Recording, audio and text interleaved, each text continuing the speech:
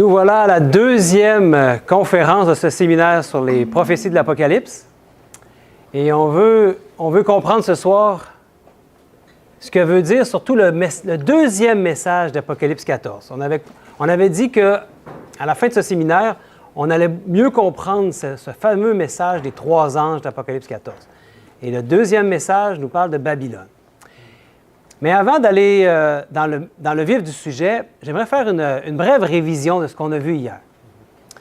Ça va nous aider. Et on avait vu hier ce qu'on avait dit être comme une énigme, où est-ce qu'il y avait 7 rois. On avait vu que 5 étaient tombés, qu'un existe, l'autre n'est pas encore venu, et quand il se réveille, il doit rester peu de temps.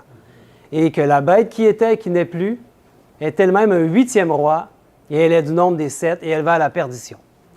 On avait vu que cette bête avait 7 têtes, et elle avait aussi 10 cornes. On l'avait vu dans un autre verset. Et on avait pu remplir notre tableau hier. Et on avait vu toute la séquence de la suite des empires, où les 5 rois qui sont tombés représentaient les 5 royaumes qui s'étaient succédés sur la terre, à partir de Babylone, quand Daniel avait eu cette révélation, jusqu'à la Rome qui s'était transformée en Rome papale. Pour ceux qui écoutent ce message, qui n'étaient pas là hier, et qui ont manqué cette information, j'aimerais vous dire que ce message-là va être mis sur notre chaîne YouTube, la chaîne YouTube de l'Église Agapé Libre. Donc, ça va vous aider pour aller vraiment saisir pourquoi on peut arriver à conclure ces choses-là avec ce qu'on a vu hier dans la Bible. Ce qui est intéressant, c'est de voir que la prophétie se place à la fin des temps. La vision qu'il a eue est pour nous aujourd'hui. Parce que quand les événements se déroulent, c'est difficile elle n'a pas le recul historique pour voir la réalisation de ce qui est en train de se produire. Et c'est à notre époque que l'apôtre Jean a la vision, voit. On est dans cette époque-là aujourd'hui, l'époque des États-Unis d'Amérique, ce 6e roi qui est encore en cours. Et que quand le 7e va arriver, il doit rester peu de temps. Donc, cette bête, en réalité, la bête, elle se transforme. Elle a une séquence au niveau de l'histoire, et on le voit particulièrement ici dans Rome, elle se transforme, et elle a eu une blessure mortelle ici. Et il nous est dit qu'elle va réapparaître. Et aujourd'hui, on va voir qu'il y a une femme qui monte la bête aussi. Puis on va comprendre dans la Bible qu'est-ce que ça représente, la femme. Dans l'Apocalypse particulièrement, on nous parle de 2 femmes. Puis ça nous avait aussi aidé. On avait vu qu'il y avait un parallèle à faire avec la statue de Daniel 2 et Daniel 7. En réalité, c'est les mêmes empires qui se succèdent, avec des matériaux ici, différents matériaux, des métaux plutôt, et les 10 cornes de la bête, la 4e, qui correspondent aux 10 orteils. On avait vu la correspondance. Puis on avait vu qu'il y avait, le 5e roi était ce que Daniel 7 avait nommé comme étant une petite corne, avec une bouche, et des yeux, montrant qu'elle avait un champ d'action différent. Elle n'était pas seulement au niveau politique, mais elle parlait avec arrogance. Dans le terme biblique, ça veut dire qu'elle a des paroles arrogantes contre le ciel, contre Dieu. Et elle était sortie des 10 cornes, vous vous souvenez? Donc, elle avait arraché 3 cornes. C'était un indice qui nous avait montré quand est-ce quand elle avait arraché la 3e corne, quand est-ce que son règne allait commencer. Est-ce que vous vous souvenez quelle est l'année où le règne de la papauté a commencé? Et ça, c'est le début de la période prophétique des 1260 années. C'est en 538 que les Ostrogoths sont tombés, la dernière des 3 cornes, qui s'opposaient à Rome. Quand je dis Rome, je parle de l'Église romaine. Et il n'y avait plus d'opposition, parce que les 7 autres nations qui restaient d'Europe de l'époque étaient avec Rome. Et s'il y avait quelqu'un qui parlait contre Rome, bien, là, il y avait un problème. À partir de ce moment-là, les années du Moyen Âge commencent, les années sombres du Moyen Âge commencent avec la persécution pour ceux qui veulent adorer le seul vrai Dieu et son Fils Jésus. Et ça avait duré jusqu'en 1798, où là, la papauté avait eu une blessure mortelle. C'était Napoléon qui avait pris la papauté, captif et il était mort en prison. Et ça s'est passé en 1798. Et c'était la réalisation de cette prophétie, cette période de temps de 1260 années, qu'on avait vu dans Daniel et dans l'Apocalypse comme étant la même période. D'ailleurs, on avait vu que la bête qui monte de la mer, vous vous souvenez que ça représentait? Des peuples, oui, donc c'est une bête qui monte, qui sort de l'endroit où étaient les peuples. C'était l'Europe à l'époque. Hein? Et Apocalypse 13 et Daniel 7, on avait vu c'était la même chose qui était décrit. Et dans Apocalypse 13, on nous parlait de 3 animaux, le lion, le léopard, l'ours, qu'on retrouvait dans Daniel 7. Et on avait compris que c'était la même bête en réalité, la même entité. La petite corne et la bête qui monte de la mer est la même entité. Donc, c'est allé très vite comme révision. Donc, si s'il y a des bouts qui vous manquent, il y a des bouts qui vous manquent, n'hésitez pas, dès que ça va être mis sur YouTube, d'aller voir la première partie. Ça va vous aider. Mais de savoir qu'il y a cette bête-là, la situer dans le temps, parce que, comme j'avais dit hier, il y en a qui mettent tout dans le futur ou tout dans le passé, mais nous, on regarde plutôt l'interprétation historiciste qui nous montre que tout s'est déroulé dans l'histoire. Et il y a des choses encore à venir, mais ces événements-là sont en bonne partie des faits historiques. Et vous savez, ce n'est pas pour rien que Dieu veut qu'on puisse étudier ces choses-là. Parce que quand on étudie, on voit que la réalisation prophétique de ce que Dieu avait amené comme une prophétie s'est réalisée, qu'est-ce que ça fait en nous pour notre confiance en Dieu? Ça nous montre que Dieu a tout à son contrôle. Puis qu'on peut avoir confiance sur les événements dans le futur qui vont aussi se réaliser parce que Dieu contrôle toutes choses. Et là, on veut voir aujourd'hui, Babylone est tombée. Et ce qu'on voudrait voir en réalité, c'est analyser ce message du deuxième ange. On avait lu hier les 3 messages. Le deuxième nous disait que le second ange suivi en disant « Elle est tombée, Babylone la grande, qui a abreuvé toutes les nations du vin de la fureur de son impudicité. » Ce soir, on va essayer de comprendre. On va comprendre. D'abord, c'est qui Babylone? Je pense qu'à la lumière de ce qu'on a vu hier, on est capable de comprendre qui est Babylone la grande. Parce qu'elle a abreuvé toutes les nations du vin de la fureur de son impudicité. Et on ne voudrait pas inventer des choses, on voudrait pouvoir savoir comment ça se fait. C'est quoi les éléments qui font qu'elle a donné du vin aux nations? Le vin voulant dire qu'elle les a abreuvés de fausses doctrines. C'est ça que ça représente dans la Bible, le vin. Et pour rendre ivres les gens de leurs fausses doctrines. Et l'impudicité, vous savez ce que c'est ce mot-là? Ce n'est pas un mot qui est très familier peut-être, mais l'impureté. Oui, l'impureté. Comportement d'une personne qui transgresse sciemment et sans honte les convenances sociales en matière de sexualité.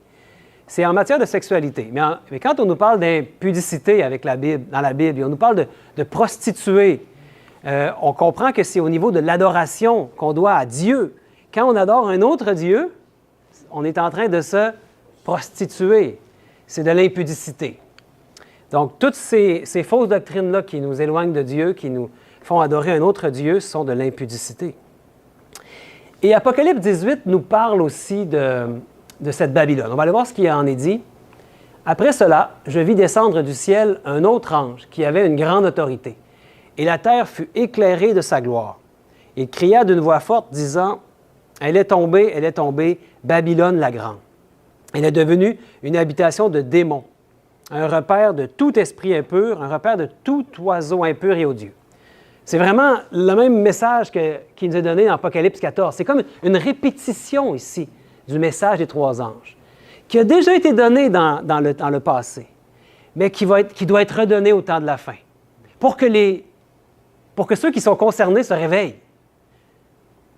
On va voir pourquoi ils doivent se réveiller. Et c'est aux 2 versets suivants. Il est dit, « Parce que toutes les nations ont bu du vin de la fureur de son impudicité. » Ce n'est pas juste quelques nations, hein, c'est toute la terre. Et que les rois de la terre se sont livrés avec elle à l'impudicité. Même les gouvernements, les rois, aujourd'hui, se sont livrés avec elle. Et que les marchands de la terre se sont enrichis par la puissance de son luxe. Et j'ai entendu du ciel une autre voix qui disait, « Sortez du milieu d'elle, mon peuple. » C'est le message que Dieu nous demande de donner, parce que vous savez que quand on nous parle d'un ange qui apporte un message, c'est ça justement. Le mot ange en grec, c'est agelos, qui veut dire messager en réalité en grec. Messager. Et c'est à nous qui donne ce rôle-là, d'être des messagers. Pouvoir avertir les gens autour de nous. Sors du milieu d'elle, mon peuple, parce que Dieu est en train de dire qu'il est où son peuple? Il est dans Babylone. Son peuple est dans Babylone, puis il est invité à en sortir. Donc, il faut prendre conscience que ça se peut qu'on soit dans Babylone. Parce que les nations sont dans Babylone. Donc, il y a des éléments que Dieu veut qu'on réforme. Et ce soir, je vous dis, il y a des éléments qui vont peut-être vous bousculer. Je pense que c'est vous qui disiez hier que des fois, c'est bon de se faire brasser un peu la cage. Ça va brasser peut-être pour certains éléments. Parce que Dieu, il ne veut pas qu'on participe à ses péchés à Babylone. En réalité, il ne veut pas qu'on aille part à ses fléaux. Donc, c'est un avertissement qui est solennel. Babylone, quand on parle de Babylone, il y a le mot Babel. Ça vous dit quelque chose, la tour de Babel? Dans les Saintes Écritures, on trouve ça dans Genèse 11, cette histoire-là. Une tour. Il y avait eu le déluge, puis les humains s'étaient rassemblés dans une ville qui s'appelait Babel. Babel signifie confusion. Hein? Et ils voulaient faire une tour, semble-t-il, pour se protéger contre un futur déluge. Hein? Il est tellement haut qu'on va atteindre Dieu. Hein? C'est comme une genre de bravade, de défiance à Dieu, une arrogance. Et qu'est-ce qu'a fait Dieu? Il n'a pas permis que ça se continue parce que Dieu avait dit « Répandez-vous, allez, peuplez la terre, restez pas tous ensemble dans une ville. » Dieu savait que s'il faisait une grande ville comme ça, il allait avoir la corruption, l'adoration, il allait venir qu'à adorer des faux dieux. Il n'avait pas écouté ce que Dieu avait demandé, il s'était plutôt rassemblé dans cette ville-là. Et Dieu est venu et il a arrêté leur plan, il confondit les langues. Et là, ils n'ont pas pu continuer leur plan parce qu'ils ne se comprenaient plus. Ils se sont rassemblés par ceux qui se comprenaient, puis ils sont partis. Ils ont fait ce que Dieu avait demandé, ils se sont répandus sur la terre. Et il y a un personnage qui était, on va dire, le premier roi de la terre, pas de toute la terre, mais de cette ville-là. Il s'appelle Nimrod. La Bible nous parle de cet homme-là, Nimrod. Et c'est lui qui était derrière le projet et qui était, on va dire, le leader de cette ville-là, puis qui avait amené les gens ensemble avec ce projet-là contre Dieu. Et Nimrod, il y a une histoire très particulière avec sa femme qui s'appelait Semiramis. Et c'est vraiment intéressant parce que, je pense que ça vaut la peine de passer un petit peu de temps, parce que Semiramis, quand Nimrod est mort, elle était un peu volage. Elle avait trompé son mari. Et là, il était mort. Fait qu'elle avait de la difficulté avec ça parce qu'elle n'était pas supposée être enceinte. Et elle avait trompé, puis elle était enceinte d'un fils. Et là, elle a inventé une histoire. Elle a inventé l'histoire que Nimrod, quand il est mort, il est devenu le dieu soleil. Et qu'un rayon de soleil est venu dans le ventre de Semiramis et a enfanté le fils qu'elle porte. Donc, c'est pour cacher un peu son adultère. Et là, elle a inventé que c'était Nimrod lui-même qui avait enfanté l'enfant et qui s'était réincarné, qui était apparu dans son ventre. Et ça, c'est en réalité la première fois où il y a eu une trinité qui est arrivée. Semiramis, Nimrod et Tammuz. Le bébé s'appelait Tammuz. Remarquez quelle date il est né, Tammuz? 25 décembre.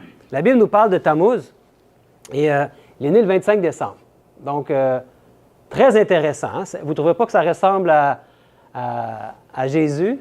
Un bébé qui arrive dans le ventre. Donc, c'est l'histoire qui a été inventée. Et ça, c'est la première fois où il y a eu une trinité. Nimrod étant le sun god, le dieu soleil. Puis la femme de Nimrod, une genre de déesse. Dans la Babylone, c'était la trinité qui était adorée.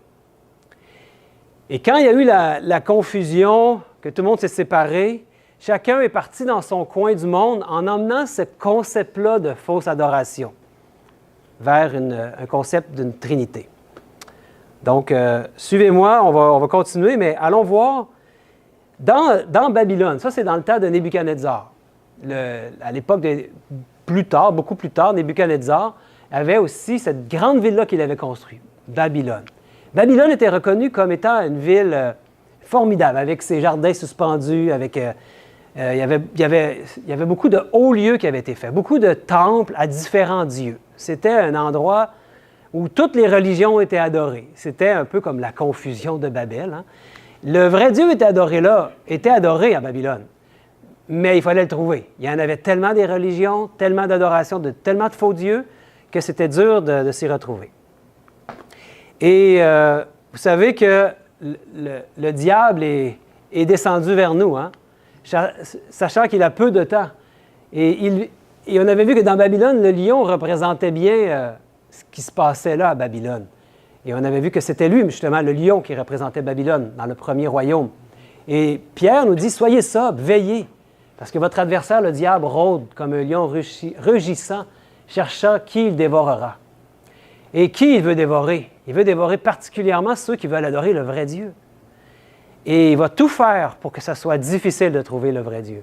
Et le dragon, dans Apocalypse 12, verset 7, qui n'est nul autre que Lucifer, qui est devenu Satan, le serpent ancien, il est irrité, nous dit la Bible, nous dit Apocalypse 12, 7.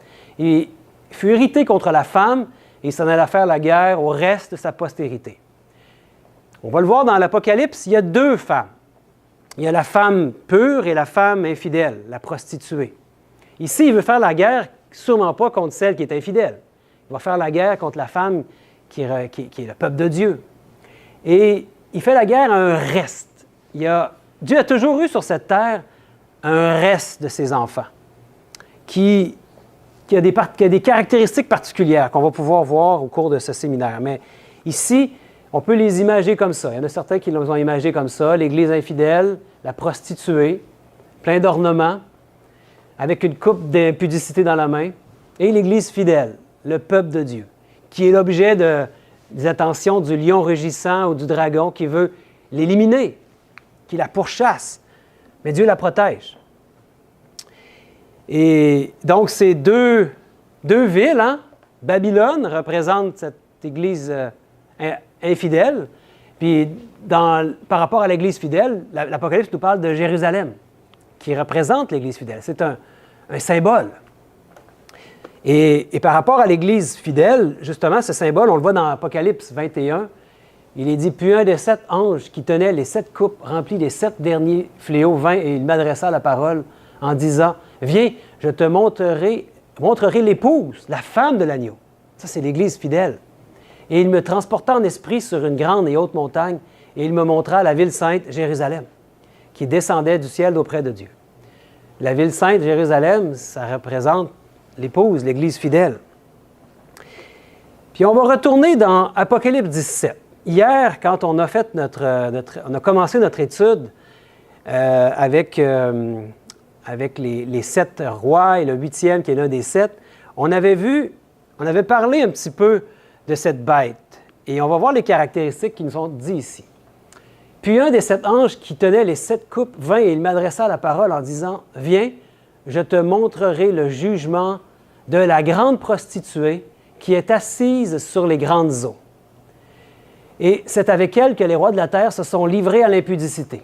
Et c'est du vin de son impudicité que les habitants de la terre se sont enivrés. Et il me transporta en esprit dans un désert. Et je vis une femme assise sur une bête écarlate, pleine de noms de blasphème, ayant 7 têtes et 10 cornes. » Hier, on a identifié cette bête. Et là, on nous dit qu'il y a une femme qui est assise sur la bête. Et la femme, on a vu que c'était une église. Il y avait l'Église infidèle, l'Église qui est fidèle. C'est sûrement l'Église infidèle ici. Elle était assise sur la bête. Et donc, la bête, c'est ce pouvoir politique qui était monté en Europe, qui était un pouvoir apostat. Et cette femme-là, cette Église-là, elle est assise sur la bête écarlate. Elle est une grande prostituée. Donc, elle va vers des faux dieux. Elle est assise sur des grandes eaux. Et le texte se poursuit. Cette femme était vêtue de pourpre et d'écarlate, et parée d'or, de pierres précieuses et de perles. Et elle tenait dans sa main une coupe d'or remplie d'abominations et des impuretés de sa prostitution. Sur son front était écrit un nom, un mystère, Babylone la grande, la mère des impudiques et des abominations de la terre. Donc, à l'intérieur du livre même de l'Apocalypse, le message du deuxième ange, Babylone est tombée, on trouve des réponses ici. On a des débuts de réponses qui nous aident à comprendre de quoi il s'agit. Donc, quand ça nous dit Babylone est tombée, on comprend que c'est cette femme-là ici. En tout cas, elle est assise sur la bête. Cette ville-là qui représente cette femme infidèle, elle est vêtue de pourpre et d'écarlate. Intéressant, le pourpre et l'écarlate, des ornements d'or aussi. Les ornements d'or, dans Jérémie 4,30, on trouve un texte. Si vous avez la chance d'aller lire ça, je ne l'ai pas mis à l'écran, mais on voit que d'après Jérémie, ce qu'il nous montre, c'est que les ornements et toutes les pierres précieuses et les perles, ça dénote le pouvoir de séduction. On se met des ornements comme ça pour essayer de séduire l'autre. Et c'est ce qui caractérise ici cette femme-là. Elle essaie de séduire ou de tromper. C'est un autre mot qui pourrait être intéressant à comprendre, pour comprendre. Et il y a toutes sortes de couleurs, hein, l'écarlate, le pourpre. Elle a l'apparence. Le pourpre, c'est des couleurs qui étaient utilisées par le grand sacrificateur dans le sanctuaire. Dans le temps de Moïse, il y avait eu des instructions de Dieu. Et les couleurs de l'uniforme du grand prêtre avaient justement l'écarlate et le pourpre. Donc, il y a comme une tromperie, là. Et alors que sur la tiare du grand prêtre, c'était écrit « Sainteté à l'Éternel », ici, il est écrit quoi? Un mystère, Babylone la grande. Un mystère, mes amis. Et le mystère doit être éclairci. Et hier, on a bien fait d'étudier hier la bête, et cette Église apostate, cette Église infidèle, l'Église romaine, l'Église catholique romaine, parce que vous voyez ici, hein, vous savez c'est quoi ça? C'est pas une surprise pour vous. Le pourpre et l'écarlate se retrouvent bien représentés. C'est intéressant de voir ces choses. Et dans Apocalypse 13, cette fameuse bête qui monte de la mer, elle avait 10 cornes et 7 têtes. Et sur ses cornes, 10 diadèmes, et sur ses têtes, des noms de blasphème. Et c'est la même entité dont on parle. La bête qui monte de la mer, cette grande prostituée, cette église infidèle, la Babylone.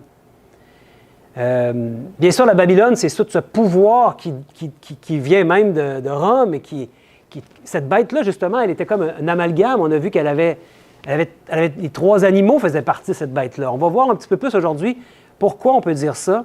Mais quel est le plus grand des blasphèmes? Et c'est ce que cette entité-là ici, le système papal, dit.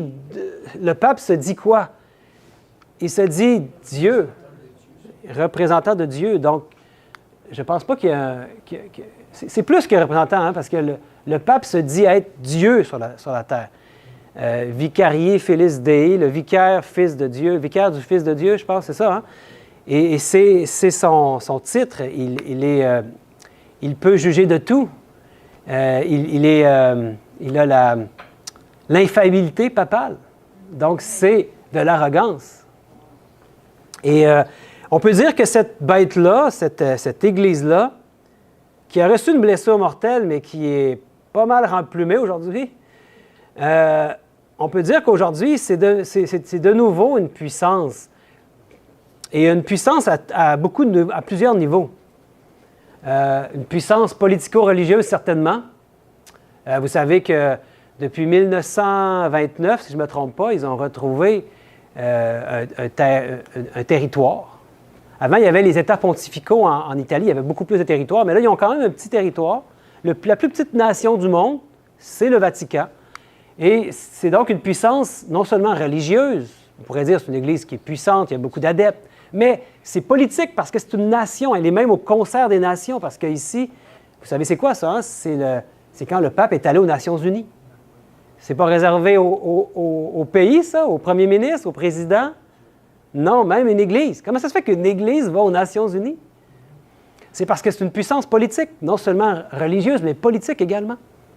Et c'est une puissance économique aussi, la papauté.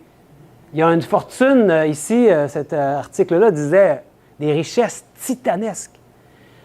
Une réserve d'or même, impressionnante. Et seulement au niveau de leur... je suis allé voir justement aujourd'hui pour me mettre à jour. L'Église est la plus grande entité foncière de la planète. Est-ce que vous saviez ça? Juste ici au Québec, là, combien ils ont de bâtiments. Ils en vendent parfois là, des églises qui convertissent en condos, parce que là, il n'y a plus personne qui va à l'église, fait qu'ils en vendent pour faire de l'argent. Mais à quel point ils ont des possessions, des terres un peu partout, c'est impressionnant. Ça correspond en fait, la richesse juste au niveau foncier à l'équivalent de 70 millions d'hectares en biens immobiliers. Donc ça, c'est environ la superficie de la France en biens immobiliers. C'est pour vous dire qu'ils possèdent, c'est les plus gros propriétaires fonciers de la planète. Donc, leur fortune, ils ne peuvent pas la calculer. Elle demeure un peu secrète parce que c'est incalculable. Puis ils ont tellement d'argent. S'ils voulaient là, mettre fin à la pauvreté dans le monde, ils pourraient le faire là, comme ça. Hein? Donc, il faut croire qu'on n'a peut-être pas le même Dieu. Parce que moi, le Dieu que je connais, quand Jésus était sur cette terre, est-ce qu'il vivait dans la richesse ou dans la pauvreté? Donc, bien que leurs curés font vœu de pauvreté, le Vatican, ils sont très, très riches. Donc, ça aussi, c'est une puissance. Vous savez, il y a plusieurs personnes qui disent, si vous voulez savoir qui mène en coulisses, ils disent « follow the money », ça veut dire « suivez l'argent ». Bien, puis quand on suit l'argent puis qu'on se retrouve, comme hier, à parler des Rothschild puis des Rockefeller, on oublie peut-être de parler du Vatican qui sont parmi les plus riches de la planète. Donc, quand tu as la richesse, tu contrôles. Et ils ont un bon contrôle sur la planète. Surtout avec les Jésuites, qui, comme on a vu hier, qui ont infiltré beaucoup d'éléments de la planète. Le texte nous disait, et un second ange suivit en disant, elle est tombée, Babylone la grande. Elle a abreuvé les nations du vin de la fureur de son impudicité. On veut savoir c'est quoi qui fait qu'elle a abreuvé. C'est quoi ces impudicités-là? Puis il était dit, sur son front était écrit un nom, un mystère, Babylone la grande, la mère des impudiques et des abominations de la terre. Et vous savez, Babylone, elle n'est pas seule, parce que si elle est la mère, ça veut dire quoi? Ça veut dire qu'il y a des filles. Oh, OK, ça devient intéressant, mes amis, parce que si l'Église catholique romaine, on va le dire, directement comme ça, je pense qu'il ne faut pas cacher les choses. L'Église catholique romaine étant cette prostituée, cette Église apostate qui est tombée, elle en a fait tomber d'autres aussi. Il y a d'autres églises chrétiennes qui ont bu à la coupe du vin des impudicités de Babylone. Et donc, elle est la mère des impudiques, voulant dire qu'elle a des filles. Et c'est ce qu'on veut voir aujourd'hui. Et il y a un texte qui décrit bien cette chose-là, qu'on ne peut pas voir que Babylone la grande ou que la prostituée, c'est seulement la papauté. Parce que j'ai un texte que, pour ceux qui ont eu le livre, peut-être ce soir, vous ne l'avez peut-être pas eu, La Grande Controverse, il y a des livres qui sont derrière. Il y a un texte que je n'aurais pas pu le dire mieux que de la manière que l'auteur l'a dit. Et je l'ai mis à l'écran ici pour que qu'on puisse le lire. Oups. Babylone est appelée la mère des impudiques. Ces filles représentent évidemment les églises qui s'attachent à ces doctrines et à ces traditions et qui, comme elles, sacrifient la vérité et l'approbation de Dieu pour contracter une alliance illicite avec le monde. Le message annonçant la chute de Babylone concerne des organisations religieuses qui, autrefois pures, se sont corrompues. Étant donné que ce message suit la proclamation de l'heure du jugement, qui est le premier message des trois anges, et se rapporte au dernier jour, il ne peut désigner l'Église catholique seule, tombée il y a des siècles. Donc, on va le voir aujourd'hui, l'Église catholique est tombée il y a bien longtemps. Mais aujourd'hui, quand ça nous dit que Babylone est tombée, ce message-là est pour nous aujourd'hui. Aujourd'hui, il y a des filles qui sont tombées aussi. C'est pour ça que Dieu dit « Sors du milieu d'elle, mon peuple. Sors du milieu de ce système qui est en train de te corrompre, de te donner plein d'impudicité. »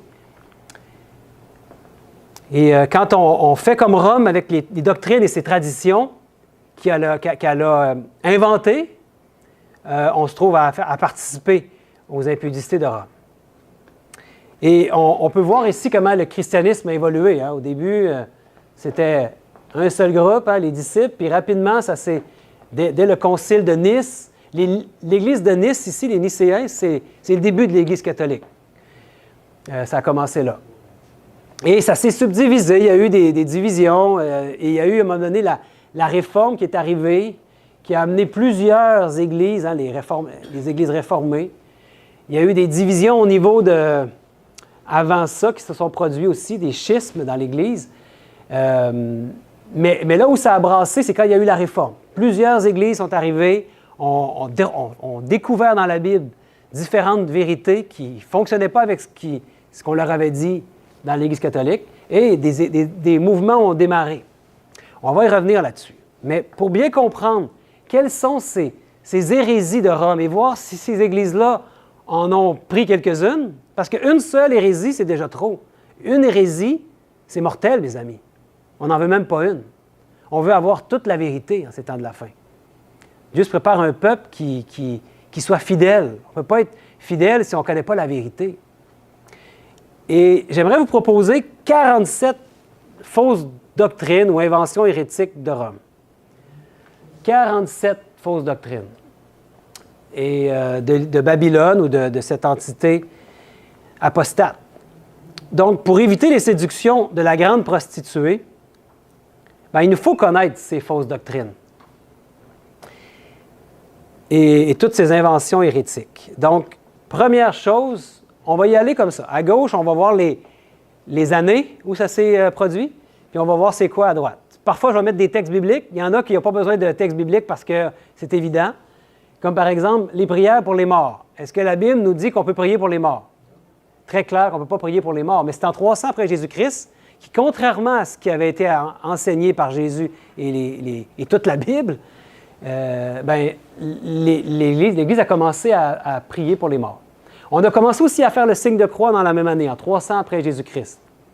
Comme les païens. Vous savez, on a parlé de Tammuz tantôt, celui qui était né apparemment de Nimrod et de Semiramis, mais on comprend bien que ce n'était pas Nimrod, il était mort.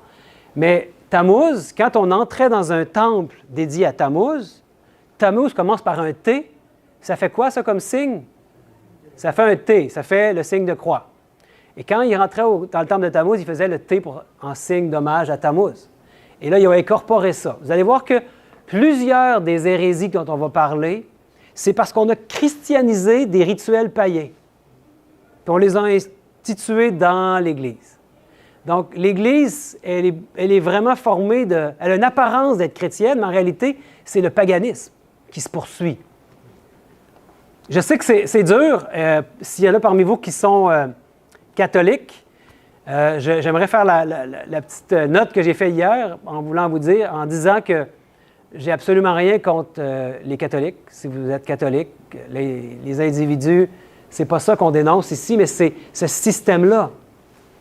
Et il y a des gens en haut niveau qui savent toutes ces choses-là. Donc, eux vouent une adoration à un autre Dieu qui n'est pas le même que nous. Et ici, le signe de croix, c'est clairement quelque chose qui n'est pas un rituel que Dieu demande. C'était vraiment ce qui se passait. Regardez ici, il y avait des femmes assises qui pleuraient Tammuz. Et c'est pour vous dire que Tammuz, vraiment, c'est quelque chose qui est présent dans les Saintes Écritures. C'était faux Dieu. Autre élément, le baptême par aspersion. Oui, ça fait depuis 307 après Jésus-Christ. La plupart des gens qui sont dans des églises protestantes, évangéliques, savent cette chose-là, qu'un baptême ne peut pas être par aspersion. Ça a changé parce que ce n'était pas comme ça avant. Jean-Baptiste, quand il baptisait, il y avait une immersion. Parce que le mot baptiser, baptizo en grec, veut dire immerger. On ne peut pas immerger quelqu'un avec de l'eau sur le front. C'est un non-sens. Donc, c'est un autre élément qui nous montre ici. Alors, Paul dit, Jean a baptisé du baptême de repentance, disant au peuple de croire en celui qui venait après lui, c'est-à-dire en Jésus. Jean, quand il baptisait, c'était par immersion. Je pense que je l'ai mis ici, justement, baptisma ou baptizo en grec, qui signifie immerger. Un autre élément, en 321, jusqu'à 321, les chrétiens, le jour de repos qu'ils adoraient Dieu, c'était le 7e jour. Vous savez que Jésus allait à l'église, à la synagogue, le 7e jour, n'est-ce pas? Quand on lit les évangiles, c'est ce qu'on voit. Et les disciples de Jésus aussi. Paul le faisait. Il n'y a aucune indication dans les Saintes Écritures que cette journée-là aurait changé. Vous savez que Dieu a écrit sa loi, ses commandements dans la table de pierre avec son doigt, montrant que c'est quelque chose d'immuable. Et ici, l'Église, par sa propre autorité, a transféré la solennité du samedi au dimanche. Et ça s'est fait tranquillement. Hein?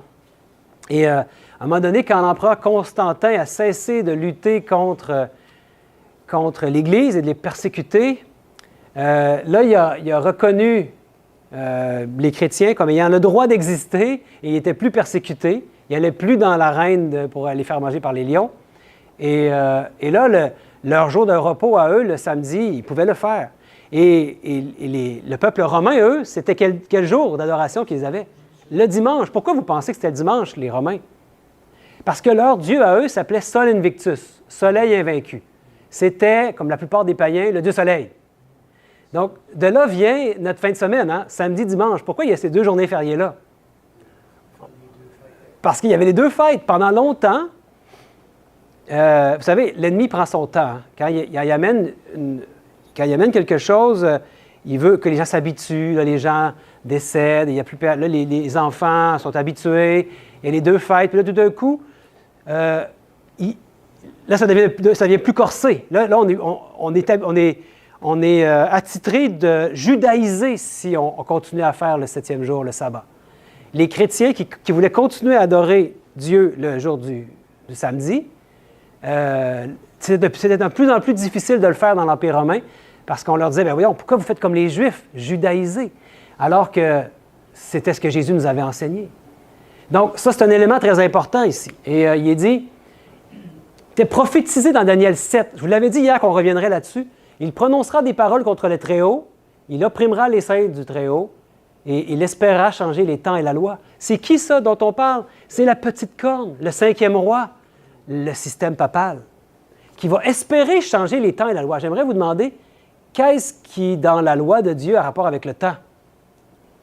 Bien, il y a un commandement, le 4e, qui a rapport avec le temps. Ça dit, parce que j'ai tout créé en 6 jours, puis 7e jour, je me suis reposé, bien, je te demande de faire la même chose. Rappelle-toi de moi, rappelle-toi que je suis un Dieu créateur. Avec toi, j'ai un rendez-vous d'amour à chaque 7e jour. Un jour spécial de bénédiction que tu vas mettre à part pour te rappeler que je suis ton créateur. Et c'est quelque chose qui a changé aujourd'hui.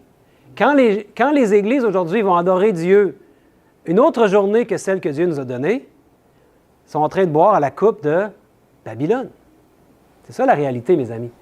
Et les saints seront livrés entre ses mains pendant un temps, des temps à la moitié d'un temps. On avait vu cette période de temps-là. Un autre texte nous dit, c'est le texte justement du 4e commandement qui dit « Le 7e jour est le jour du repos de l'Éternel. » C'est son jour à lui. Et je voudrais vous dire que je ne voudrais pas aller trop vite parce que demain, on va parler aussi de cette journée-là. Mais c'est vraiment quelque chose à retenir, ça. C'est le jour de repos de l'Éternel. On entre dans son repos à lui. Un autre élément une autre invention hérétique de Rome, ou plutôt rejet qu'ils ont fait, c'est en 325, au concile de Nicée. Ils ont rejeté l'arianisme. L'arianisme, c'est quoi? C'était ce qui était cru avant par les disciples et Jésus lui-même, que qu'il y avait vraiment un père et un fils littéral dans la Bible, n'est-ce pas? Comme par exemple, Jean 3,16. Vous connaissez Jean 3,16? C'est le verset le plus connu, je pense, parmi les chrétiens. Car Dieu, c'est Dieu le Père, hein? A tant aimé le monde qu'il a donné son Fils. C'est qui? C'est le Fils de Dieu. Afin que quiconque croit en lui ne périsse point, mais qu'il ait la vie éternelle.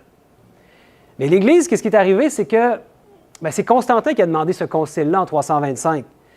Parce qu'il y avait comme un débat, il y avait des gens qui avaient amené d'autres idées, qu'il y avait plutôt que le Père et le Fils étaient d'une même substance. Et au lieu d'être substances similaires, mais non pas de même substance. C'est sur ces mots-là qu'ils jouaient. Et là, le débat était relatif au fait qu'il n'y avait pas vraiment un père puis un fils. C'était comme une allégorie, ça. C'était comme une métaphore. Que les deux sont d'une même entité. Mais la Bible est très claire. La Bible nous dit qu'il y a un père puis un fils. Moi, je ne peux pas tordre les Écritures puis faire dire autre chose que ce que ça dit. Pour que Dieu donne un fils, ça veut dire qu'il y a un fils. Il ne peut pas donner lui-même. Donc, c'est un élément à considérer. Et un autre élément ici qui nous dit « Et toi, Bethléem Ephrata, petite entre les milliers de Juda, de toi sortira pour moi celui qui dominera sur Israël, et dont l'origine remonte aux temps anciens, au jour de l'éternité. » Très intéressant ici, le prophète Michée, dans l'Ancien Testament, nous parle de celui qui va sortir de Bethléem Ephrata. C'est quand il était prophétisé que Jésus allait venir et allait naître à Bethléem. Celui qui allait sortir et dominer sur Israël. Donc, dominer, il parle de son fils, de Jésus, qui était déjà là avant de s'incarner sur cette terre, qui existait déjà. Et il y avait même une origine qui remonte aux temps anciens. Donc, ça nous dit qu'il y a un moment dans l'histoire très lointain, un temps tellement loin dans les jours anciens, où est-ce que le Père a engendré un fils. Parce que c'est comme ça que la Bible nous en parle. Elle nous parle d'un père et d'un fils. Donc, Jésus a une origine. C'est intéressant parce que si Jésus a une origine, ça veut dire qu'il y a un moment dans l'histoire où le Père était seul. Et quand est-ce que ça s'est passé, ça? Dans un temps tellement éloigné que pour nous, c'est comme l'éternité. Parce qu'il faut comprendre que s'il y a un père, comment est-ce qu'il fait pour avoir un fils? Est-ce qu'il l'a créé ou il l'a engendré? Et c'est là qu'il y avait le débat sur l'arianisme. Et il y a un texte dans les Écritures qui nous parle que Jésus n'est pas un être créé. En fait, il n'était pas Jésus encore. Hein? Il était, on va le voir, Michaël. Mais Proverbe 8 nous parle de ce moment-là. Et Jésus est la sagesse de Dieu, et sous le couvert de la sagesse, ici, le Proverbe 8, Salomon nous parle de Jésus. Il nous dit « J'ai été engendré lorsqu'il n'y avait point encore d'abîme, ni de fontaine riche en eau. J'ai été engendré avant que les montagnes fussent assises et avant les coteaux, avant qu'il eût fait la terre et les campagnes et le commencement de la poussière du monde. » C'est comme ça que Dieu veut nous faire comprendre quand il dit que Jésus est sorti de lui. Il l'a engendré. Vous savez, quand une femme a un enfant, vous avez déjà eu une femme qui a eu un enfant ici, oui, est-ce que vous avez créé votre enfant ou vous l'avez engendré? Une femme engendre un enfant. Donc, le fait que Jésus est engendré, c'est très important parce que ça veut dire que Jésus a la même nature que celui de lequel il vient. Ça serait étonnant de penser que le Fils serait différent en nature que son Père. Sur cette terre, quand une femme a un enfant, elle a la même nature que lui, qu'elle plutôt, la nature humaine. Et Dieu, le Père, qui est divin, a engendré un Fils qui est divin lui aussi. Donc ici, la Bible est très claire, même il nous dit 2 fois qu'il a été engendré. Et le texte se poursuit ensuite. « Alors j'étais auprès de lui son ouvrière. J'étais ses délices de tous les jours, et je me réjouissais sans cesse en sa présence. » Ici, c'est le Fils qui parle. Il dit « J'étais auprès de lui son ouvrière. » D'autres versions nous disent son architecte. Vous savez, Jésus est la parole. Jésus, avec son Père, a tout créé. Jésus est arrivé à l'existence, engendré, avant que quoi que ce soit ne fût créé dans l'univers. Et ça s'est passé, son origine, dans un temps qui remonte aux temps anciens, au jour de l'éternité. Imaginez-vous que, vous savez que Dieu n'a pas de maître. Hein? Le temps n'est même pas son maître. C'est Dieu qui a créé le temps. Je me suis mis à réaliser ça à un moment donné que si Dieu n'avait pas créé le temps, il y aurait un maître. Nous sommes pris dans 24 heures par jour. Dieu n'est pas comme ça, lui. Quand il s'est identifié à Moïse, il a dit « Je suis », voulant dire qu'il transcende le temps. Il est, il était, il sera, il est dans tous les temps en même temps. Demandez-moi pas d'expliquer ça. Mais quand on parle que son origine remonte à des temps anciens, puis qu'on pense que le Père et le Fils ont tout créé ensemble, donc ils ont créé le temps. Donc, ça nous dépasse, ça, ces idées-là ici de jours anciens. Mais il y a un moment où est-ce qu'il y avait le Père, mais il n'y avait pas encore le Fils. Parce que c'est comme ça que ça fonctionne. Il y a un Père qui est avant, comme quand Jésus dit « Le Père est plus grand que moi ». Pourquoi il dit ça? Mais parce que tout Fils reconnaît que son Père est plus grand, parce qu'il était là avant.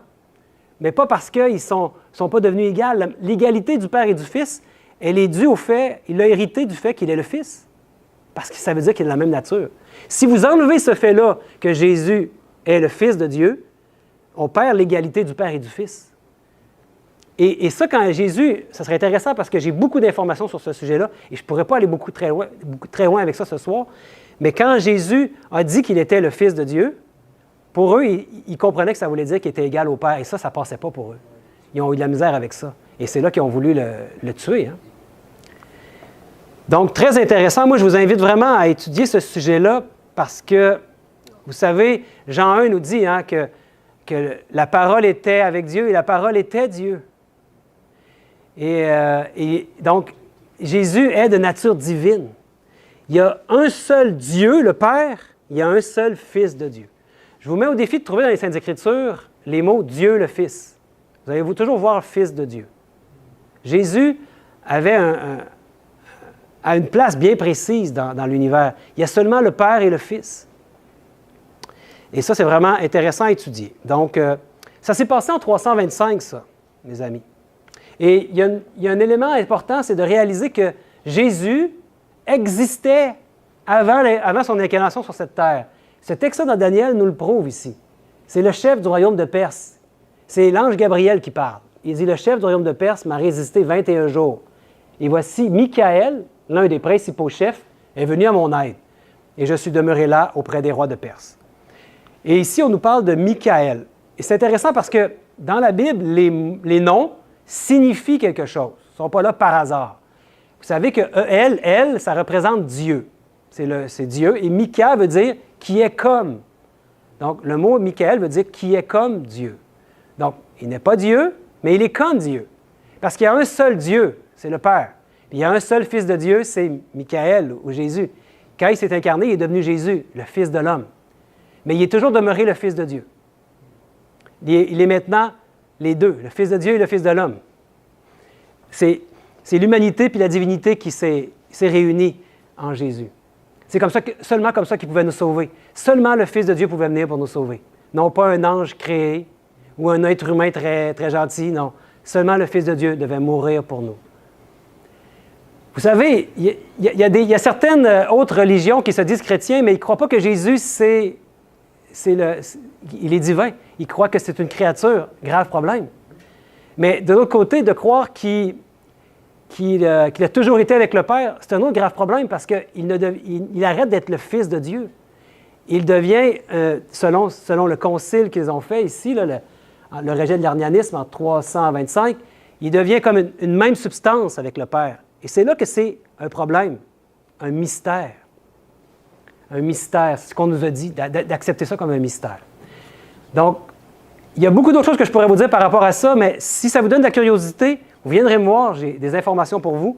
Mais en 375, qu'est-ce qui s'est passé? La vénération des anges et des saints défunts et l'utilisation des icônes. On a commencé à vénérer les anges. Est-ce qu'on peut vénérer les anges? Les adorer? Vous savez que l'adoration va seulement au Père et au Fils, hein? Parce que la vie éternelle, c'est qu'ils te connaissent, toi, le seul vrai Dieu, et celui que tu as envoyé, Jésus-Christ. La vie éternelle, c'est de connaître combien d'êtres? Deux, mes amis. Le Père et le Fils. On n'a pas adoré les anges, ni les défunts, encore moins. Et il y a un texte ici qui nous dit « Tu n'auras pas d'autre Dieu devant ma face ». C'est d'ailleurs le premier commandement. Sûrement le plus important, sinon il ne serait pas le premier. Et on prend ça pour acquis, mais on peut se trouver à adorer le même Dieu que Babylone. Et là, il faut se poser la question, est-ce que j'adore le bon Dieu? C'est des questions à se poser. Et quand ici, dans Apocalypse, l'apôtre Jean, qui reçoit la vision, tombe aux pieds de l'ange pour l'adorer, qu'est-ce qu'il dit? Il dit, garde-toi de le faire. Je suis ton compagnon de service. L'ange lui dit, adore-moi pas, adore Dieu. Tu n'as pas à m'adorer. Donc, c'est une hérésie ici. On ne peut pas adorer des anges ou des personnes défuntes. En 381, c'est là qu'on va instaurer la doctrine de la Trinité comme fondement. Donc, c'est cet élément-là qui dit qu'il y a 3 en 1 ou 1 en 3. Et ça vient de où, ça, cet élément-là? Je vous ai dit que le paganisme était entré dans le monde chrétien. Et ça vient depuis longtemps, hein, depuis même Babel, Nimrod. On avait vu Le fils, Tammuz, Nimrod, le père, et Semiramis, comme le Saint-Esprit ou la colombe. Ça vient d'aussi loin que ça. Et c'est la première trinité qu'il y a eu dans le monde. Et quand ça s'est dispersé après la confusion des langues, chacune des nouvelles langues qui faisaient des nouvelles villes ou des nouvelles nations ont emmené avec eux ce faux concept d'une trinité. Alors, il s'est répandu partout dans le monde. Et aujourd'hui, on a juste à regarder les différents peuples. Babylone, on l'a dit, mais l'Égypte, Osis, Horus, Isis, ou Ra. Vous connaissez ça? La Grèce, Zeus, Apollo, Athéna, une autre trinité. La trinité de l'Inde, c'est Brahma, Vishnu, Shiva. À Rome, c'est Jupiter, Mars, Vénus. Au Mexique, bon, je ne m'hasarde pas à prononcer ça, là, c'est imprononçable, mais c'est une autre trinité. Et il y en a d'autres, mes amis. Il y en a plein de trinités comme ça partout dans le monde. C'est la manière d'adorer la plus répandue dans le monde. Et ce qui est derrière, c'est l'adoration du soleil, en réalité. Ça revient à adorer le Dieu soleil. Donc, c'est intéressant de voir ça. Et en fait, quand on parle du Dieu soleil, pourquoi on dit que ça revient au Dieu soleil? 3 est devenu le nombre le plus universel de divinité. Le culte du soleil est l'une des formes de religion les plus primitives, et l'homme primitif faisait parfois la distinction entre le soleil levant, le midi et le couchant. Les Égyptiens, par exemple, divisaient le Dieu solaire en 3 divinités. Horus, Ra, Osiris, chacun représentant une phase du soleil. Et ça vient d'une encyclopédie, là, c'est des choses qui sont connues. Et c'est ça qu'on voit, le Dieu soleil, dans les hiéroglyphes, par exemple, là, toutes sortes de fresques qu'on voit sur les murs. Voyez-vous qu'il y a comme un rond sur la tête, là? Des ronds comme ça, c'est leur Dieu. Au-dessus de la tête, ils mettent le Dieu soleil. Et ensuite, on a mis cette même chose-là parce qu'on a christianisé certaines des fresques, on a fait des peintures pour Dieu, en mettant toujours le rond autour de la tête aussi. De même que on dit que c'est comme un auréole. C'est ce que l'Église va nous dire, c'est des auréoles, comme un auréole de gloire. Mais en réalité, c'est un déguisement, c'est une tromperie. C'est les dieux païens qui reviennent dans ces dessins-là. Et c'est la même chose ici, avec toujours comme l'idée d'un soleil ou de Marie, de Jésus. On met là-dedans le Dieu soleil. Le soleil, c'est 3 phases. Hein? Le levant, le midi, le coucher. Si on les met ensemble, bien, ça fait ça, mes amis. Puis là, j'ai quelque chose de troublant à vous dire par rapport à ça. C'est le sigle ici, le triquetra. Ce sigle-là se retrouve dans le monde occulte. Il est présent dans le monde occulte. Et il est présent maintenant aussi pour identifier ce qu'on appelle la Trinité. Les 3, 6, 6, 6. C'est intéressant, hein? 60 degrés. Et ça se trouve dans des fresques ou des sculptures anciennes. On voit même aujourd'hui sur les Bibles chrétiennes. Comment ça se fait que je me suis rendu compte de ça, moi, il y a quelques années. Puis j'avais une Bible, c'est la première Bible que j'ai eue. J'en ai d'autres Bibles, mais elle, j'ai beaucoup écrit dedans. Puis quand j'ai vu que sur la première page, ici, il y avait ce symbole-là, le triquetra. Qu'est-ce que ça fait sur une Bible chrétienne? Je l'ai caché, là. Mais j'aime pas ça avoir ça sur ma Bible, mes amis. Mais aujourd'hui, peut-être vous avez même une Bible qui a le symbole sur la Bible. C'est intéressant à savoir. Et c'est les 3 phases du soleil, le triquetra, qui prend plusieurs formes. Et en fait, qu'est-ce qu'il nous avait dit, Dieu? Vous chasserez de devant vous tous les habitants du pays. Vous détruirez toutes leurs figures, leurs images, leurs idoles. On n'a pas à avoir des faux dieux, des idoles.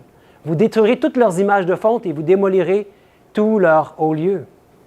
Et ce n'est pas seulement, vous savez, quelque chose qu'on a mis sur la Bible. Ah, peut-être c'est un beau symbole qu'ils ont mis pour représenter quelque chose, mais ce symbole-là ici est utilisé par le cultisme. Il faut le savoir. Regardez les symboles occultes. Ça, ce n'est pas des symboles chrétiens. C'est des choses je ne sais même pas comment on appelle ça, des tarots, ou je me trompe peut-être, là, peut-être vous connaissez ça mieux que moi. C'est des sorcières qui faisaient leurs potions dans des bassins comme ça, des mijoteuses. Des pentacles, ça se peut. Mais ce qui est sûr, c'est que moi, je ne veux rien avoir à faire avec ces choses-là. c'est des choses occultes. Qu'est-ce que ça fait sur ma Bible? On a des questions à se poser, mes amis. Vous savez, quand les pirates accostaient un bateau, puis qu'ils prenaient le contrôle du bateau, puis ils tuaient les leaders, qu'est-ce qu'ils faisaient avec le drapeau? Ils changeaient le drapeau, puis ils mettaient le drapeau de pirate. On dirait ici qu'ils nous mettent ça dans notre visage parce qu'on a été conquis, mes amis. Et cette idée-là de Trinité par le triquetra est entrée dans l'Église chrétienne partout. Et c'est comme ils ont conquis. On avait parlé du 666 hier, on avait identifié un petit peu qu'est-ce que ça pouvait être comme élément avec ce qui est écrit sur la Invicarius Filidae. Un autre élément ici qui pourrait être intéressant, c'est le 666. Comme ça. Ça, c'est des 6, là. Les trois côtés. 6, 6, 6. Ça fait le triquetra aussi qui est là. Et qu'est-ce qui est intéressant, c'est que la doctrine de la Trinité pour l'Église de Rome, ce n'est pas quelque chose de banal. C'est la source. Allons voir ce qui est dit dans le catéchisme de l'Église catholique de la Trinité. Ça nous parle du mystère de la très sainte Trinité, qui est le mystère central de la foi et de la vie chrétienne. Il est le mystère de Dieu en lui-même. Il est donc la source de tous les autres mystères de la foi. Il est la lumière qui les illumine. Il est l'enseignement plus fondamental et essentiel dans la hiérarchie des vérités de foi. Donc, ici, la source est tirée d'un écrit du Vatican. Donc, selon ce qu'ils nous disent, cette doctrine-là est la plus importante. Et c'est la source, c'est un mystère. Vous savez que, en tout cas, moi, je ne veux pas adorer un mystère. Je ne sais pas pour vous, là, mais c'est tellement difficile à comprendre, le mystère de la Trinité. On nous dit, bien justement, essaie pas de comprendre, c'est trop mystérieux. Moi, je me dis, si un enfant de 10 ans, on n'est pas capable d'y expliquer une de nos doctrines, c'est parce qu'il y a un problème. La Bible n'est pas, elle s'explique, on peut la comprendre. Il y a des choses qu'on doit accepter par la foi, oui, mais si savoir qui est Dieu, son identité, c'est un mystère, on est peut-être en train d'adorer un mystère, justement. Et on est peut-être en train d'adorer un faux Dieu. Et qu'est-ce qui était écrit qu'est-ce qui était dit de cette Babylone-là? Sur son front était écrit un nom, un mystère, Babylone la Grande, la mère des impudiques et des abominations de la terre. Je le sais que c'est un sujet qui est, comment on dit ça donc, confrontant, controversé, confrontant, qu'on n'entend pas beaucoup ça parler dans le monde chrétien aujourd'hui, mais il faut s'éveiller à ces questions-là, mes amis.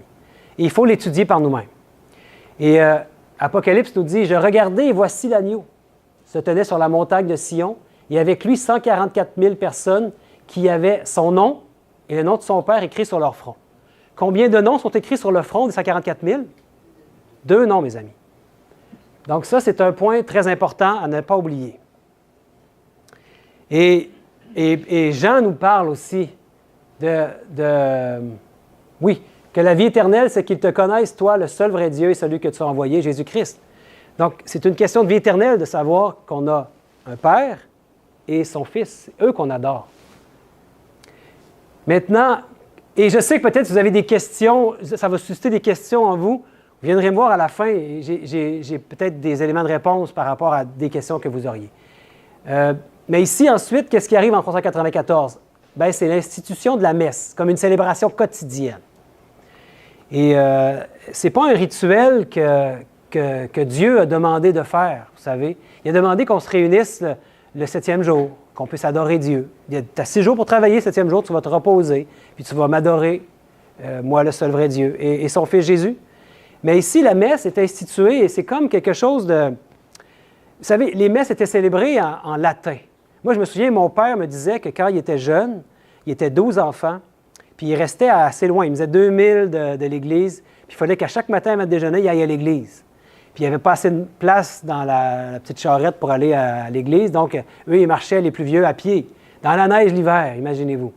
Et donc, avant de manger. Et là, quand ils arrivaient pour l'église, c'était en latin en plus. Ils ne comprenaient rien. Donc, c'est comme si la messe, c'est un dur moment à passer et c'est souffrant. Puis, c'est comme si on peut gagner notre ciel en souffrant. C'est l'idée d'un peu de la messe où, on faisait l'Eucharistie, on va voir un peu plus l'Eucharistie, pourquoi aussi c'est une hérésie, la manière qu'ils le font, mais c'est comme si on crucifiait Christ à chaque fois aussi. Quelque chose que Dieu ne nous a pas demandé de faire. Un autre élément ici, ou trois autres éléments. En 400, l'instauration du culte des morts. Est-ce qu'on peut rendre un culte aux morts? Non. La Bible nous dit que les morts dorment.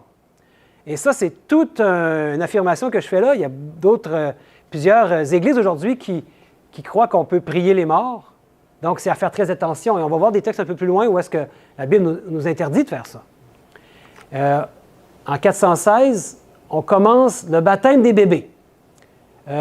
Comme ça, les bébés, ils n'ont pas à décider. Eux, dès qu'ils sont bébés, quelques jours après, ils se font baptiser. On avait peur que si on ne le faisait pas, peut-être qu'il allait aller dans les limbes. On n'en parle plus beaucoup des limbes aujourd'hui, hein? Mais oui, il y avait cette idée-là qui n'est pas biblique non plus. Hein? C'est un endroit qui n'existe pas, les limbes. Et à 431, on a dit le début du culte d'adoration de Marie. Est-ce qu'on peut adorer Marie? Marie, c'est une femme extraordinaire. Dieu l'a choisie. Entre toutes les femmes, elle est bien heureuse. Mais Marie, elle était un être humain comme nous. Est-ce qu'on peut faire un culte à Marie? Il y a un texte ici qui nous dit dans Luc, Jésus lui répondit, il est écrit, « Tu adoreras le Seigneur ton Dieu et tu le serviras lui seul. » On ne peut pas adorer un autre que Dieu. Donc, à faire bien attention.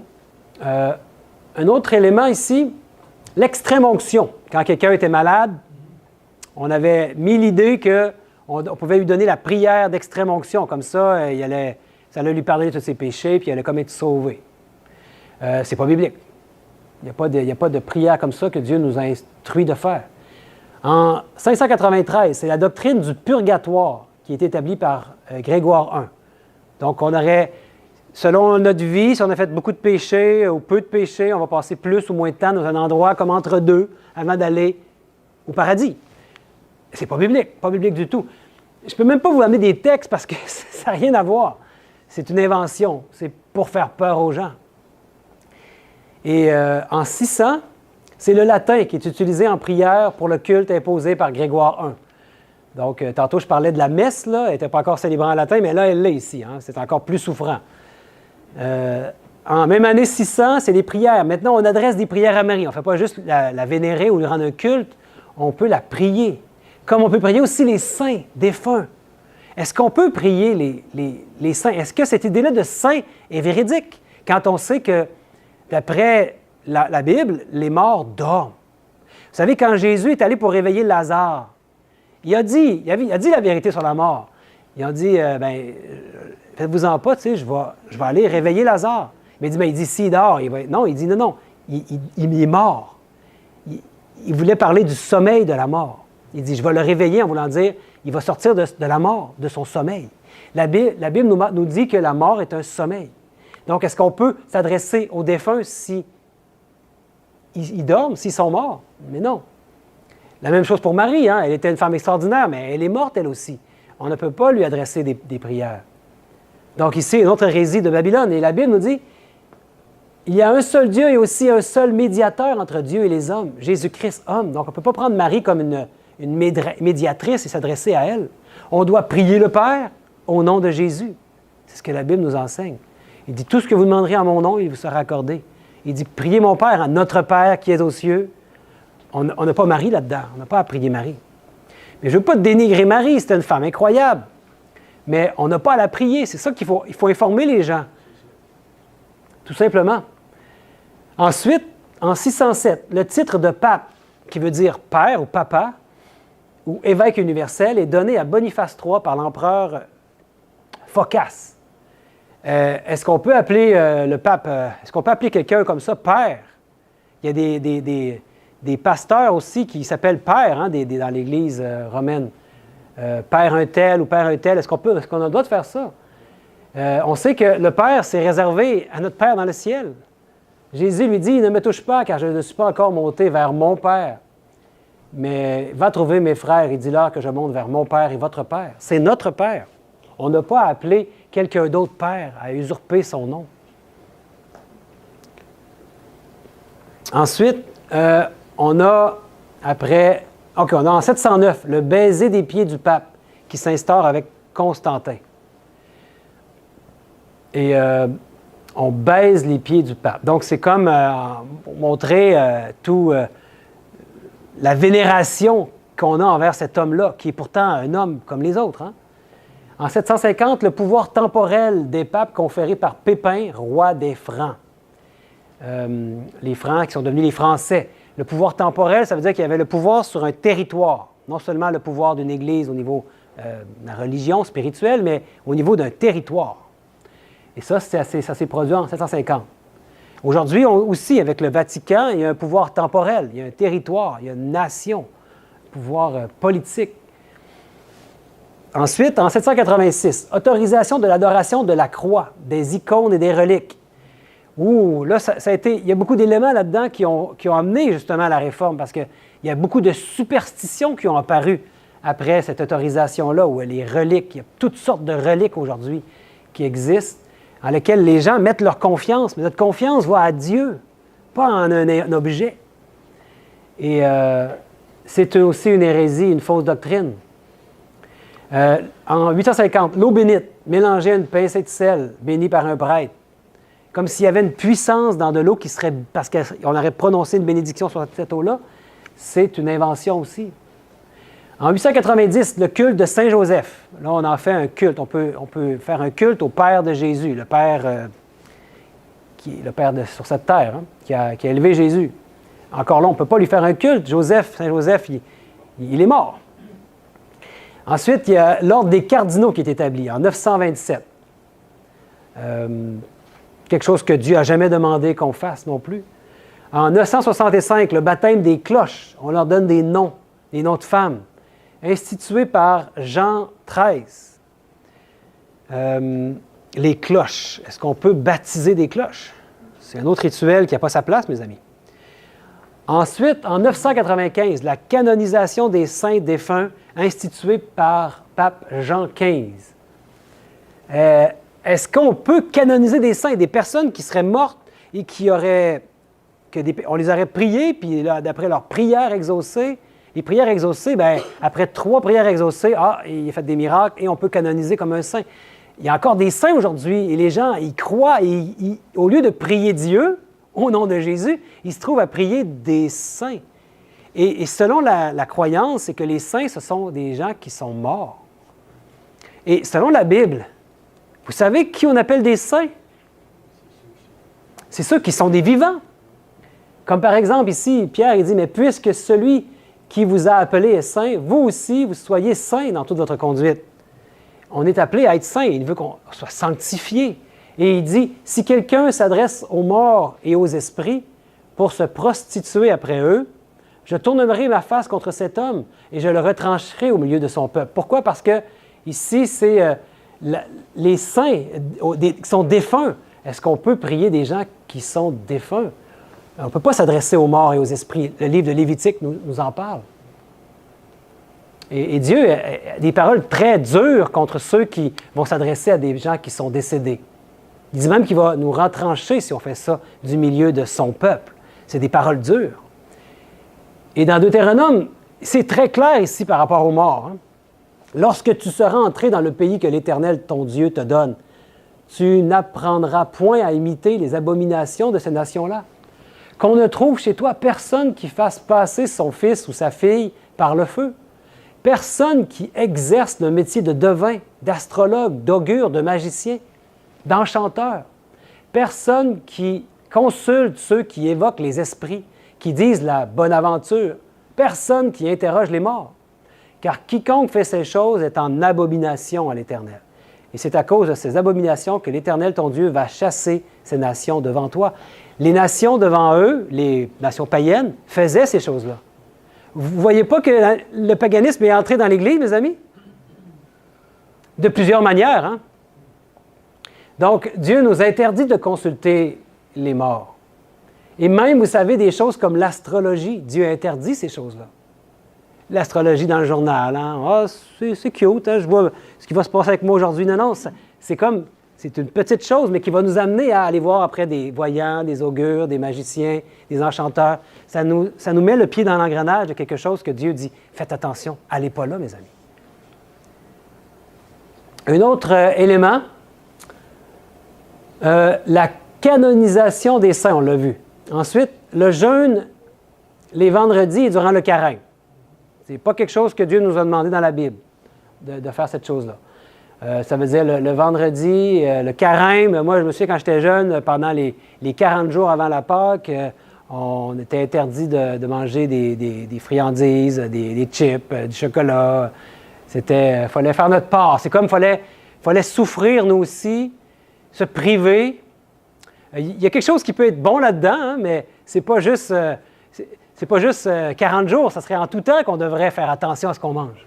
Il y avait le mort du gras avant qu'on passait pour aller ramasser des bonbons. Oui, ah, oui, c'est ça. Après ça, le lendemain, c'était le carême, donc tu ne pouvais pas dire. Wow. Fait que le carême, là, on se gâtait. On en mettait des choses mauvaises à manger. Hein? Donc, c'est quelque chose qui est inventé. C'est pas biblique du tout. Il faut le savoir. En 1079, on a le culte de la messe qui devient obligatoire. Là, c'est pas juste l'institution de la messe, mais c'est quelque chose maintenant qui est obligatoire. Ça veut dire que si tu ne le fais pas, tu vas en enfer. Tu vas le faire, hein? Ensuite, en 1079, le célibat des prêtres pour empêcher la dispersion des biens par héritage. Donc, on amène les prêtres à... Avant ça, les prêtres pouvaient se marier avant ça. Mais là, ils se sont rendus compte que quand les prêtres se mariaient, il y avait des enfants, il y avait une descendance. Leur héritage allait à qui? À leurs descendants. Et là, il y a plus d'argent dans les coffres de l'Église si on leur impose le célibat. Parce que là, tout l'argent va où? Elle reste à l'Église, elle retourne à l'Église. Donc, on amène le célibat des prêtres. Est-ce que... Puis on nous dit que Pierre est le premier pape. Et on nous dit... Puis là, on comprend que le célibat des prêtres, si c'était vraiment quelque chose qui était biblique, on verrait que Pierre ne serait pas marié. Mais est-ce que c'est le cas? Il y avait une affaire très importante, c'est que le plus vieux de la famille devait devenir un prêtre. C'était un honneur. Ah oui, OK, oui, dans l'idée... Que le plus vieux amène tout l'héritage dans le coffre du clergé. Ah oui, OK. Intéressant, oui. Il y a un texte ici qui nous dit « Il faut donc que l'évêque soit irréprochable, mari d'une seule femme, sobre, modéré, réglé dans sa conduite, hospitalier, propre à l'enseignement. » Et ici, le mot évêque, là, ça veut aussi dire ancien. C'était l'ancien de l'Église. Celui qui s'occupait de la communauté était appelé l'évêque. Il devait être marié d'une seule femme. Donc, clairement, dans la Bible, ceux qui s'occupaient du troupeau pouvaient se marier. Il faut qu'il ne soit ni adonné au vin, ni violent, mais indulgent, pacifique, désintéressé. Il faut qu'il dirige bien sa propre maison et qu'il tienne ses enfants. Ah, il peut avoir des enfants. Donc, on voit bien que le célibat des prêtres, ça ne tient pas la route. C'est une invention de l'Église. Il ne faut vraiment oublier dans cette histoire-là du plus vieux, c'est le premier-né. Rappelez-vous, en Égypte, qu'est-ce que c'était le premier-né? Puis qu'est-ce que Dieu avait dit de consacrer, de lui consacrer? Les premiers-nés. Oui. Tout est en lien. Exact. Il y a un autre texte ici qui nous dit « Jésus se rendit ensuite à la maison de Pierre, dont il vit la belle-mère couchée ayant la fièvre. » Ah, Pierre, soi-disant le premier pape, avait une belle-mère. Ça veut dire qu'il était marié. C'est assez clair ici. Hein? Maintenant, qu'est-ce qui se passe en 1090? C'est l'introduction du rosaire. C'est quoi le rosaire? C'est quand on fait 3 fois le chapelet. Des petites billes qu'on va prendre entre nos doigts puis qu'on va pouvoir compter les prières. C'est une prière machinale inventée par Pierre l'Ermite. Il y a le rosaire ici, puis j'ai mis une image qu'on a aujourd'hui. Aujourd'hui, dans le rosaire, on a le « Je vous salue Marie », mais il n'était pas présent encore à ce moment-là. À cette époque-là, il y avait remplacement des psaumes, parce qu'au 11e siècle et au 12e siècle, les moines qui ne savaient pas lire, qui étaient analphabètes, ils utilisaient des cordelettes à nœuds pour réciter des paters et des ave, afin de remplacer les 150 psaumes que les moines lettrés récitaient. Donc, ils avaient appris ça, ils récitaient. Donc, cette pratique était une façon de s'unir à la prière des autres moines. je l'ai écrit ici parce que c'est quelque chose que je ne voulais pas me tromper. C'est quelque chose qui a commencé ici pour aider ceux qui voulaient prier et faire comme ceux qui étaient les moines lettrés. Mais on comprend qu'aujourd'hui, le chapelet, quand on le fait 3 fois, ça devient le rosaire. Moi, ma grand-mère m'avait montré ça, comment faire le chapelet. Puis elle en récitait les prières. Puis elle avait dans l'idée que plus que tu dis de prières, plus que tu deviens proche de Dieu.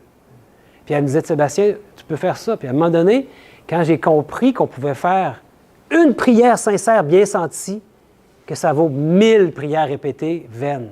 Et est-ce qu'il y a un texte de la Bible qui nous parle de ça?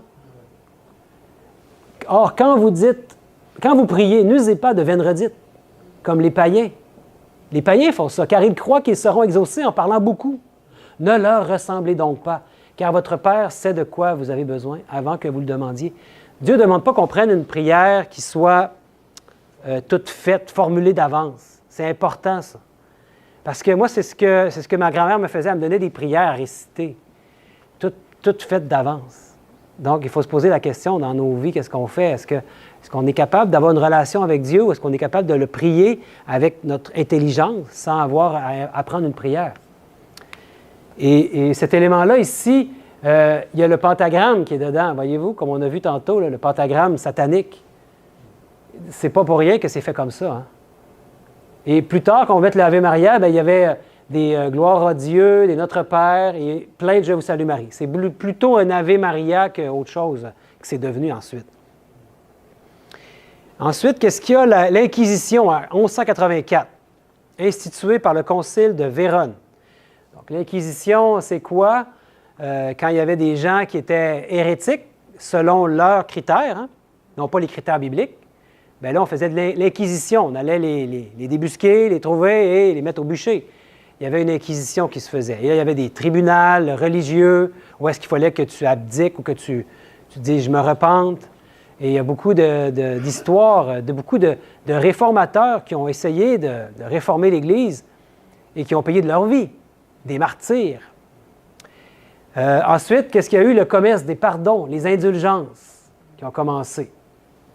On va en reparler plus tard, les indulgences. C'est le commerce des pardons, avec de l'argent. En 1215, l'Église adopte le dogme de la transsubstantiation, selon lequel le pain et le vin deviennent le corps et le sang de Jésus. C'est une hérésie aussi. On sait très bien que Jésus a institué la Sainte Seine, que les emblèmes, ce sont des emblèmes. Ils représentent le corps et le sang de Jésus. Quand on partage le pain et le fruit de la vigne, le jus de raisin ou le vin. Mais ici, on croit que le curé a le pouvoir d'ordonner à Dieu de créer dans l'hostie le corps de Jésus et dans le vin, le sang de Jésus. Et quand on le boit, on boit le corps, on mange le corps, on boit le sang. Ça s'appelle la transsubstantiation. C'est quelque chose qui est une invention, une hérésie de Babylone. On ne doit pas mettre notre confiance dans ces choses-là. Et c'est vraiment en imposant les mains sur les emblèmes qui fait une transsubstantiation.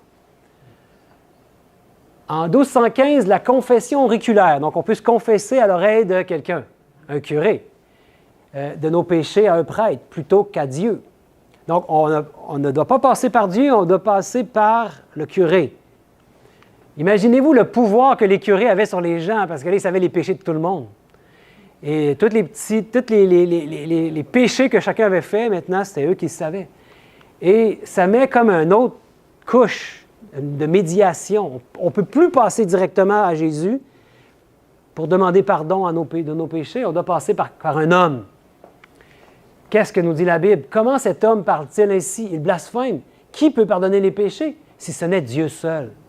Donc, quand le curé dit dans le petit... on ouvrait une petite porte, là. Je ne sais pas si ça se fait encore. Je pense que c'est pas mal disparu. Hein? Il y en a encore des petites confesses. Moi, je ne suis pas allé à l'église depuis longtemps, moi aussi. Mais il y avait une petite porte, on pouvait ouvrir, puis là, on pouvait parler au travers, en tout cas. Puis là, à la fin, quand il nous disait « Je te pardonne », c'était lui qui pardonnait mes péchés, puis il me donnait une pénitence. Bon, c'est pas biblique, mes amis. C'est quelque chose qui était vu comme un blasphème parce que Jésus pardonnait les péchés, parce que Jésus est de nature divine, il pouvait pardonner les péchés sur cette terre. Ensuite, L'adoration de l'hostie en 1220, décrétée par le pape Honorius III. Adorer un hostie. Ben oui, c'est sûr, si on croit que la transsubstantiation a créé le corps de Dieu dans l'hostie, bien là, ça se suit, c'est logique dans leur histoire, mais ce n'est pas biblique. Et quand le curé met ça en l'air, voyez-vous ici, qu'est-ce que ressemble l'hostie? Le beau soleil, vous avez bien vu. Puis vous savez qu'il y a quelque chose que c'est plutôt je pense que c'est seulement le pape qui utilise ça, qu'on appelle l'ostensatoire ou l'ostensoir. Il y a les deux mots qu'on peut dire là, que j'ai vus. Mais qu'est-ce qu'il mettait au milieu? L'hostie. Et ça, voyez-vous que c'est comme un soleil. Pensez que l'adoration du soleil, c'est terminé, mes amis. Le paganisme est entré dans l'Église. Et j'aimerais vous dire que tous ceux qui adorent le même Dieu que Rome se trouvent à adorer le Dieu soleil. C'est comme un péché inconscient quand on n'a pas pris conscience. Moi, je dois vous dire, ça ne fait pas tellement longtemps que j'ai pris conscience de quel était le Dieu de Rome, que c'était un mystère. Mes amis, il faut vraiment étudier ça, ce sujet-là, parce que beaucoup de gens se font piéger et tombent dans la séduction. Je me suis rendu compte que j'adorais le même Dieu que l'Église de Rome, un Dieu soleil. C'était inconscient. Vous savez, Dieu pardonne les temps d'ignorance, mais en ces temps de la fin, il veut que son peuple puisse avoir toutes les vérités. Parce qu'il y a des grandes séductions qui s'en viennent dans notre monde. Puis si on n'a pas toute la vérité, on va tomber dans le panneau de l'ennemi.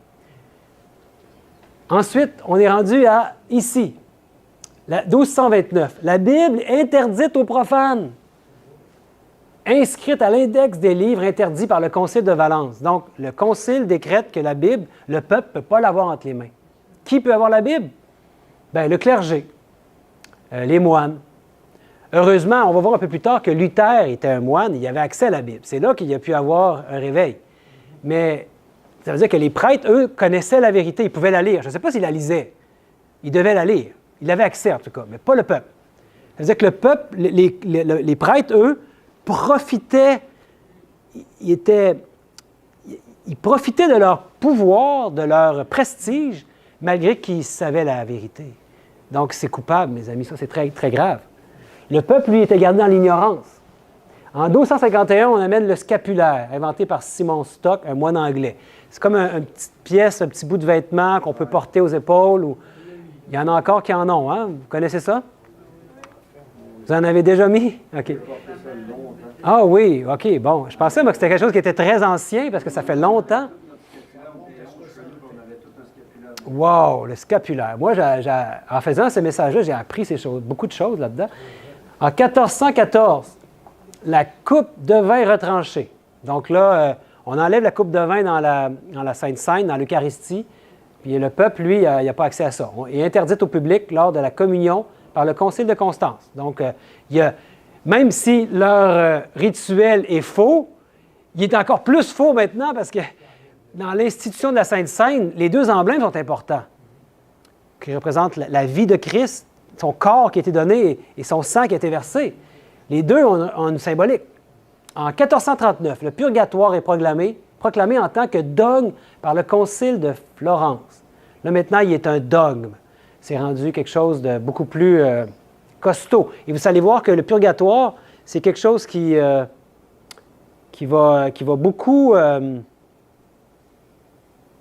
beaucoup troubler notre ami Luther. La doctrine des 7 sacrements affirmés, ça c'est en 1439 aussi, c'est là qu'on affirme des sacrements comme là, étant donné qu'on baptise les bébés, on va inventer la confirmation. Quand l'enfant va avoir environ 11-12 ans, il va confirmer. Parce qu'il faut bien que là, rendu à l'âge adulte, il puisse confirmer. Mais c'est juste pour pallier au fait qu'on a baptisé des bébés. Il y a la première communion aussi. C'est des choses que... C'est pas biblique, ça. C'est des inventions aussi. C'est des hérésies de Babylone. En 1508, c'est là qu'ils vont emmener l'Ave Maria. Je vous salue Marie. Et là, le fameux rosaire, le chapelet va prendre une autre dimension. Là, il va avoir toutes les Je vous salue Marie à dire. Donc là, on voit de plus en plus un culte à Marie. Là, ça prend une autre tournure. En 1513, l'Église implante le système des indulgences, vendu au peuple dans le but de raccourcir le séjour des âmes au purgatoire. Oui, comme je vous disais, c'est là que je vais vous parler de Luther, parce que lui, il avait accès à la Bible. Luther en tant que moine. Et il avait une conscience. En tout cas, il a utilisé sa conscience, Puis là, il ne pouvait pas comprendre comment ça balançait avec ce qu'il lisait. Il ne voyait pas ça nulle part, ça, ces idées-là. Les indulgences, c'était quoi ça? C'était qu'on pouvait payer pour un proche, par exemple, qui serait mort et pour qu'il passe moins de temps au purgatoire. Ça veut dire que tu pouvais faire chanter des messes ou donner de l'argent, puis en retour de cet argent-là, bien lui, ça le faisait aller au paradis plus vite. Donc, dans quel but ils ont fait ça, l'Église? Pourquoi ils ont inventé ça tout d'un coup, alors que ce n'est pas biblique? C'est parce qu'il y avait besoin d'argent. Il y avait un gros projet à Rome, et ils voulaient construire un gros bâtiment, et là, il y avait besoin d'argent dans les coffres de leur Église. Alors, ils sont allés demander au peuple de l'argent. Et la meilleure manière, c'est de leur faire peur et de leur dire, regardez, vos proches, là, ils vont pouvoir rester moins longtemps à brûler dans le purgatoire, ou je ne sais pas ce qui se passe dans le purgatoire, mais ça non plus, ce n'est pas biblique. Et qu'est-ce qui est arrivé avec Luther? Est-ce que lui, qu'est-ce qu'il a fait avec ça, cette information-là? Il y a 500 ans. Le 31 octobre 1517, lui, il a écrit 95 thèses. Il voulait réformer l'Église. Il était bien intentionné. Il ne pensait pas, lui, que ça créerait toute une réforme ou tout un autre mouvement. Lui, il voulait de l'intérieur essayer de réveiller l'Église. Peut-être qu'il ne s'était pas rendu compte. Puis il a fait 95 thèses. Il a écrit 95 points qui étaient des hérésies. Ici, on en parle de 47 aujourd'hui, mais on pourrait en avoir beaucoup plus des points qu'on mettrait à l'écran. Et lui, il en a mis 47, et il a mis ça sur la porte de l'église de Wittenberg, en Allemagne. Et ça a bien tombé parce que quand il a fait ça, c'était le début de l'imprimerie. Et là, il y en a un qui était content d'avoir vu ça. Enfin, quelqu'un qui dit tout haut ce qu'on pense tout bas, que l'Église est en train d'abuser, puis elle a le monopole, elle oppresse le peuple, puis elle est seule, il n'y a personne qui s'oppose. Et là, il y a enfin quelqu'un qui ose le faire. Et là, ils ont pris la feuille, ils sont allés l'imprimer. Ils sont allés en faire un manuscrit, en faire une feuille pour l'imprimer. Et à ce moment-là, c'était compliqué. Il fallait qu'ils fassent des choses qui venaient se puncher, là, s'appuyer sur l'encre il fallait qu'ils fassent un modèle. Ils ont fait ça, et là, ils ont pu l'imprimer et le donner au peuple. Et là, le peuple a commencé à se réveiller grâce à ce que Luther a fait. Donc, Dieu a fait en sorte que ça puisse se produire. Mais les indulgences, le purgatoire, c'est ce qui est à la base de ça. Et là, en 1534, pas longtemps après que Luther avait commencé ce mouvement-là, bien là, c'est là que l'ordre des Jésuites a été fondé. L'ordre des Jésuites, l'ordre de Jésus ou de Jésuites, des Jésuites. Fondé pourquoi? Pas longtemps après, parce que là, il fallait contrer la réforme. Ils ont institué un ordre qui avait un attachement indéfectible au pape. Donc, il prêtait allégeance à la papauté. Donc, l'ordre des Jésuites, ça a commencé comment, ça? Par Saint Ignace de Loyola. On dit Saint Ignace, mais on ne devrait pas dire Saint. Hein? Ignace de Loyola, c'est la contre-réforme qui débute. Et on sait que le dernier pape, celui avant Léo, là, il était un jésuite. Le pape François, c'est le premier pape jésuite de l'histoire. Intéressant de savoir ça. Et vous savez, quand on est jésuite, on ne l'est pas juste pour une période de temps, on l'est pour la vie. Ils font des vœux, c'est un engagement pour toujours, pour la vie. Et tu ne sais jamais d'être un jésuite. Et même quand il était pape, il était encore dans l'ordre des jésuites avec eux. Et on dit que l'ordre des jésuites, celui qui est le leader, c'est celui qui est à la gauche ici, si je me rappelle bien, le leader des jésuites, on dit que c'est le pape noir. Vous avez entendu parler de cette idée-là de pape noir et pape blanc? Que c'est le pape noir, en fait, qui décide. C'est lui qui mène derrière la scène. Mais là, ici, c'est comme si le pape noir et les jésuites, ça se rencontre là, dans une même entité. Donc, c'était intéressant. Et Saint Ignace de Loyola, lui, ce qu'il a inventé, c'est la formation spirituelle. Lui, il a été instruit par, soi-disant, le Saint-Esprit, mais laissez-moi avoir des doutes. Quand on lit ses écrits, on voit bien que c'est des mauvais anges, des démons qui lui ont parlé, qui lui ont soufflé à l'oreille et qui a commencé à former des gens dans une formation spirituelle très, très disciplinée, où est-ce que tu deviens comme un cadavre, que tu deviens une allégeance qui ne va jamais s'effriter. Tu es mort. Tu agis, peu importe ce qu'on te demande. Et là, c'est là que les jésuites ont commencé à s'infiltrer partout, dans toutes les organisations, et à agir selon les ordres qu'on leur donne. J'aimerais vous dire qu'ils ont même infiltré la plupart, ou sinon toutes les églises chrétiennes de cette terre, pour aller de l'intérieur détruire et amener des fausses doctrines, et amener le rapprochement avec la papauté. Ils ne sont pas obligés de devenir des catholiques, les chrétiens aujourd'hui, mais on va voir un concept qu'on appelle l'œcuménisme dans quelques instants. Et ici, ce qu'il dit ici, Francesco Borgia, le 3e supérieur général des Jésuites, donc quand ça a été fondé, il dit « Du fait de leur énergie, de leur compétence intellectuelle, de leur détermination et de leur discipline toute militaire, les Jésuites deviennent le bras armé de la contre-réforme catholique. Le seul mandat, vaincre le protestantisme. » Encore ça aujourd'hui, hein? Et regagner le pouvoir papal dans le monde entier. Les Jésuites sont connus pour leur tromperie, leur espionnage, leur infiltration et leur révolution. C'est un jésuite qui dit ça. Hein? Ils ont travaillé en profondeur dans le domaine politique et ont comploté à travers la politique dans tous les pays du monde. Nous sommes venus comme des agneaux et nous régnerons comme des loups. Car nous serons expulsés comme des chiens, nous reviendrons comme des aigles. Il y a certains moments de l'histoire où ils ont été expulsés de certains endroits, mais ils sont revenus par en arrière. Et aujourd'hui, ils ont infiltré la franc-maçonnerie, ils ont infiltré la plupart des organisations mondiales, quand on dit l'OMC ou l'OMS, ils ont infiltré partout. Il n'y a plus rien qui est à leur épreuve. Et les Jésuites, voyez-vous, ça, c'est des éléments qui ont infiltré. Hein. Je ne suis pas le seul qui étudie ces choses-là. Hein. Le Club de Rome, les maçons, l'Opus Dei, même le mouvement du Nouvel Âge, sont derrière toutes ces choses-là. Maintenant, en 1545, on a déclaré que la tradition avait autant d'autorité que la Bible. C'est dans le Concile de Trente. C'est pas étonnant parce qu'on sait que quand on sait ce que le pape représente pour eux, quand le pape fait une encyclique, bien, c'est comme si c'était Dieu qui parlait. Donc, ça devient, ce que le pape va décréter, aussi puissant que si ça venait de la Bible. Si vous voulez argumenter avec quelqu'un qui croit, qui est catholique, par exemple, bien lui, vous ne pouvez pas nécessairement juste prendre la Bible parce qu'il va vous dire que la tradition est aussi importante et que ça, c'est les pères de l'Église qui ont emmené ça. Donc, c'est difficile de prendre la Bible seule parce que pour eux, la tradition est aussi importante, elle a autant d'autorité que la Bible. Alors que dans la Bible, il nous est dit que si quelqu'un ajoute ou retranche quelque chose aux paroles de ce livre, qu'est-ce qui va y arriver? Pas tellement beau, hein? Il est dit, « Vous abandonnez le commandement de Dieu et vous observez la tradition des hommes. » Il leur dit encore, « Vous anéantissez fort bien le commandement de Dieu pour garder votre tradition. » Donc Jésus parlait aux pharisiens, aux scribes de l'époque, les sadducéens, et ils observaient la tradition des hommes. Et l'histoire se répète. Maintenant, cette tradition-là, oui, cette idée-là est dans l'Église la plus répandue sur cette terre. Prenez garde que personne ne fasse de vous sa proie par la philosophie et par une vaine tromperie, s'appuyant sur la tradition des hommes, sur les rudiments du monde et non sur Christ. On doit s'appuyer sur Christ, sur la Bible, la parole de Dieu, non pas sur des traditions. Un autre élément ici, les livres apocryphes, ajoutés à la Bible par le Concile de Trente.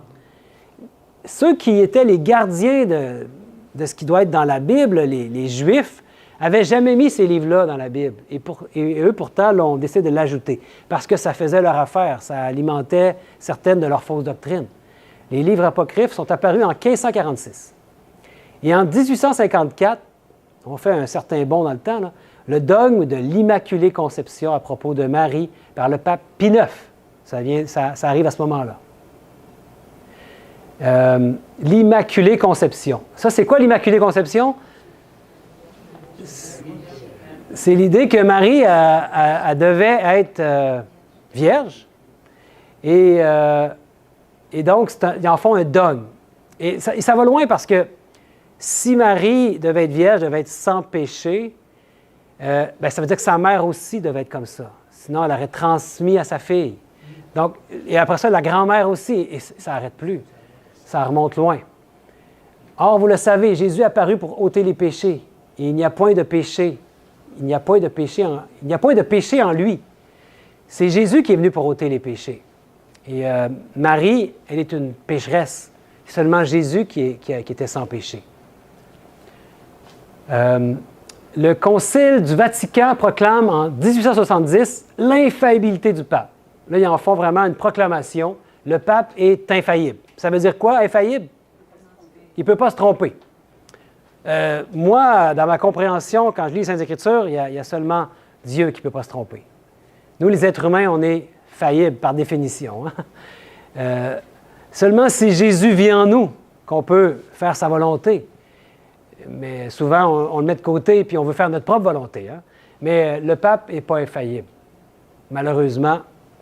Et aujourd'hui, il est tellement infaillible que les gens, quand ils vont devant le pape, ils doivent se prosterner devant lui.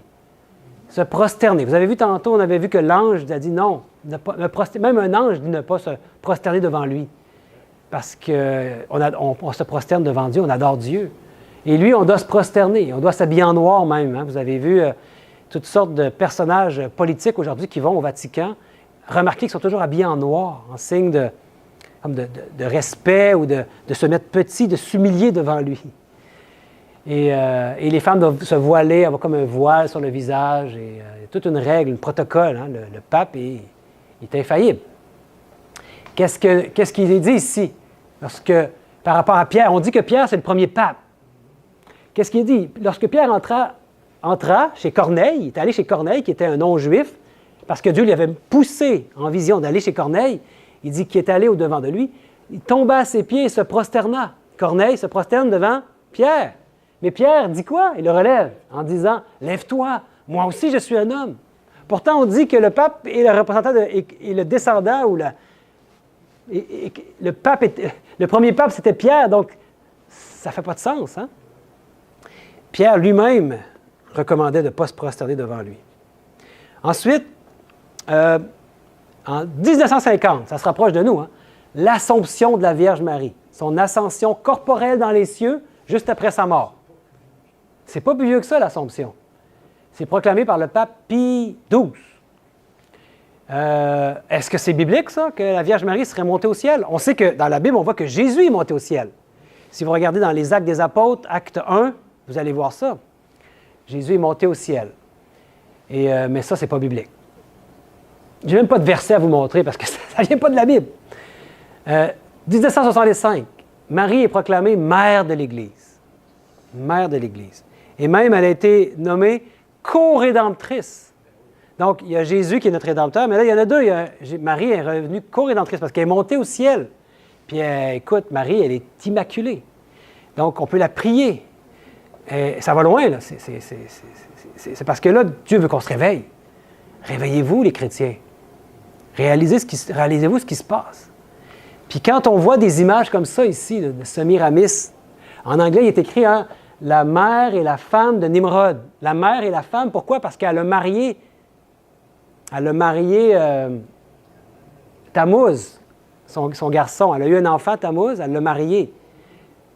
Parce que c'était son mari. Elle disait que c'était Nimrod qui s'était réincarné en elle. Donc, elle l'a marié quand il est devenu plus vieux. Elle est appelée Ishtar aussi, prononcée Easter. En anglais, Easter, c'est la Pâque, c'est le mot pour Pâque. Astarté, Ashtaroth, Isis. Et aujourd'hui, Marie.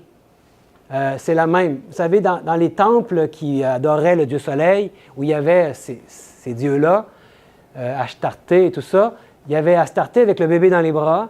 Et aujourd'hui, on a gardé les mêmes statues, mais avec Marie et le bébé dans les bras. À l'époque de l'Empire romain, ils ont juste pris les temples romains, ils ont christianisé, ils ont pris les mêmes statues. Puis on voit cette même image-là qui se retrouve à d'autres endroits. Peut-être ça nous aide à comprendre certaines choses dans le monde. Quand on voit que même les films, là, ici, là, c'est quoi? Columbia Pictures, Hollywood, hein? Hollywood, le bois sacré ou saint. C'est eux qui amènent la propagande dans le monde par le cinéma. Donc, il faut faire bien attention. Mais on revient à ça ici. Hein? Les églises, il y a eu beaucoup de séparation. L'Église catholique, à un moment donné, a voulu contrer la réforme. Est-ce qu'ils ont réussi à contrer la réforme? Est-ce qu'ils ont réussi à emmener les protestants à oublier pourquoi ils protestaient? Ils protestaient contre toutes ces hérésies-là de Rome, qui ne se sont pas arrêtées en 1500. Il y a eu d'autres après. Et certains des protestants ont découvert des choses, comme par exemple les baptistes ont découvert que le baptême des bébés, c'était pas biblique. Ils ont compris que c'était le baptême, c'était par immersion. Puis maintenant, ils baptisaient les gens par immersion. Et il y a eu beaucoup de vérités comme ça qui ont été retrouvées, dépoussiérées et ramenées à l'avant-plan et comprises. Mais souvent, les églises se sont arrêtées là après. Ils ont arrêté leur réforme. Ils ont arrêté sur ça. Ils ont devenu des baptistes et ils ont continué avec ce qu'il y avait. Mais Dieu veut qu'on continue, il veut qu'on ait la complète vérité sur tout ce qu'il a réformé. Il ne veut pas qu'on reste avec des hérésies, avec des fausses doctrines. Et vous savez, les protestants, il y avait une caricature ici protestante, ça c'est au 16e siècle. Ça fait longtemps que les protestants sont allumés par rapport au fait qu'on ne devrait pas adorer la papauté. Quand on proteste contre Rome et contre ses hérésies. Ici, c'est une caricature où on voit que d'un côté, il y a le pape avec sa triple couronne, et de l'autre côté, c'est le diable avec des cornes. Double apparence du pape. Et quand on voit des éléments comme ça ici, pontife ex maximus Benoît XVI avec la coiffe du dieu poisson, cette coiffe-là, ils n'ont pas toujours les mêmes chapeaux sur la tête, mais celui-là ici dénote le même dieu qui était adoré par les Mèdes et les Perses, le dieu Dagon, le dieu poisson, avec la coiffe là, qui est faite en forme comme la bouche d'un poisson. Et d'ailleurs, ce sigle de poisson-là se retrouve sur l'automobile de beaucoup de chrétiens aujourd'hui et sur des Bibles. Vous ne vous demandez pas d'où ça vient, ce sigle-là de poisson? Ce n'est pas un sigle qui est chrétien. Pourquoi on a ça sur nos Bibles ou sur nos autos? L'air du poisson, je ne sais pas qu'est-ce que ça signifie, mais le pape l'a sur son habit. Vous pourriez analyser tout le costume du pape et tout ce qu'il y a autour de lui sur son trône et vous verriez plein de symboliques. C'est dans notre visage, c'est public. Il faut juste l'analyser et voir que tout est là. Et la papauté a amalgamé toutes ces fausses croyances-là depuis Babylone jusqu'à les Mèdes et les Perses, jusqu'aux Grecs, jusqu'à Rome. Tout ce paganisme-là est inclus dans cette religion-là. Et ici, c'est le crucifix twisté. C'est une inspiration satanique, ça. C'est pas le crucifix D'ailleurs, Jésus n'est plus sur la croix, il est ressuscité. Il n'a pas sa place d'être sur la croix. Et moi, quand j'étais jeune, on avait un crucifix au-dessus de la porte. Et on croyait que quand on allait sous le crucifix, une fois par année, mon père, il fallait lui demander de nous bénir. C'était la tradition, hein? Puis là, c'était l'aîné, mon frère, qui devait aller voir mon père. « Peux-tu nous bénir? » Puis là, on se mettait à genoux. On allait sous le crucifix, parce que c'était là qu'il y avait la présence de Dieu. On mettait notre croyance, notre confiance dans ça. Mais mes amis, ça n'a pas sa place. Mais le nouveau pape aussi a le même symbole. Un Américain. Vous ne trouvez pas ça spécial que c'est un Américain? Avec ce qu'on a vu hier par rapport au 6e roi, qui est les États-Unis d'Amérique. Allez voir la première présentation d'hier pour mieux comprendre. Et quand on regarde ce que représente aujourd'hui l'Église, pensez aux grandes cathédrales, tout le faste qu'il y a. Hein? Je pense que ça, c'est la cathédrale de Rome. Ici. Moi, je ne suis jamais allé, mais imaginez-vous la hauteur et la richesse de ces endroits-là. Est-ce que ça représente vraiment Jésus? Pensons-y. On a à se positionner dans notre monde et on a à informer les gens autour de nous. Si on reste silencieux par rapport à ces questions-là, on est en train comme d'endosser ce que les gens font. On doit les aider à se réveiller avec beaucoup d'amour. Vous savez, toute vérité est bonne à dire. Il y a un moment pour le dire, mais toute vérité, à un moment donné, on ne peut pas le cacher à notre prochain. Il faut leur dire.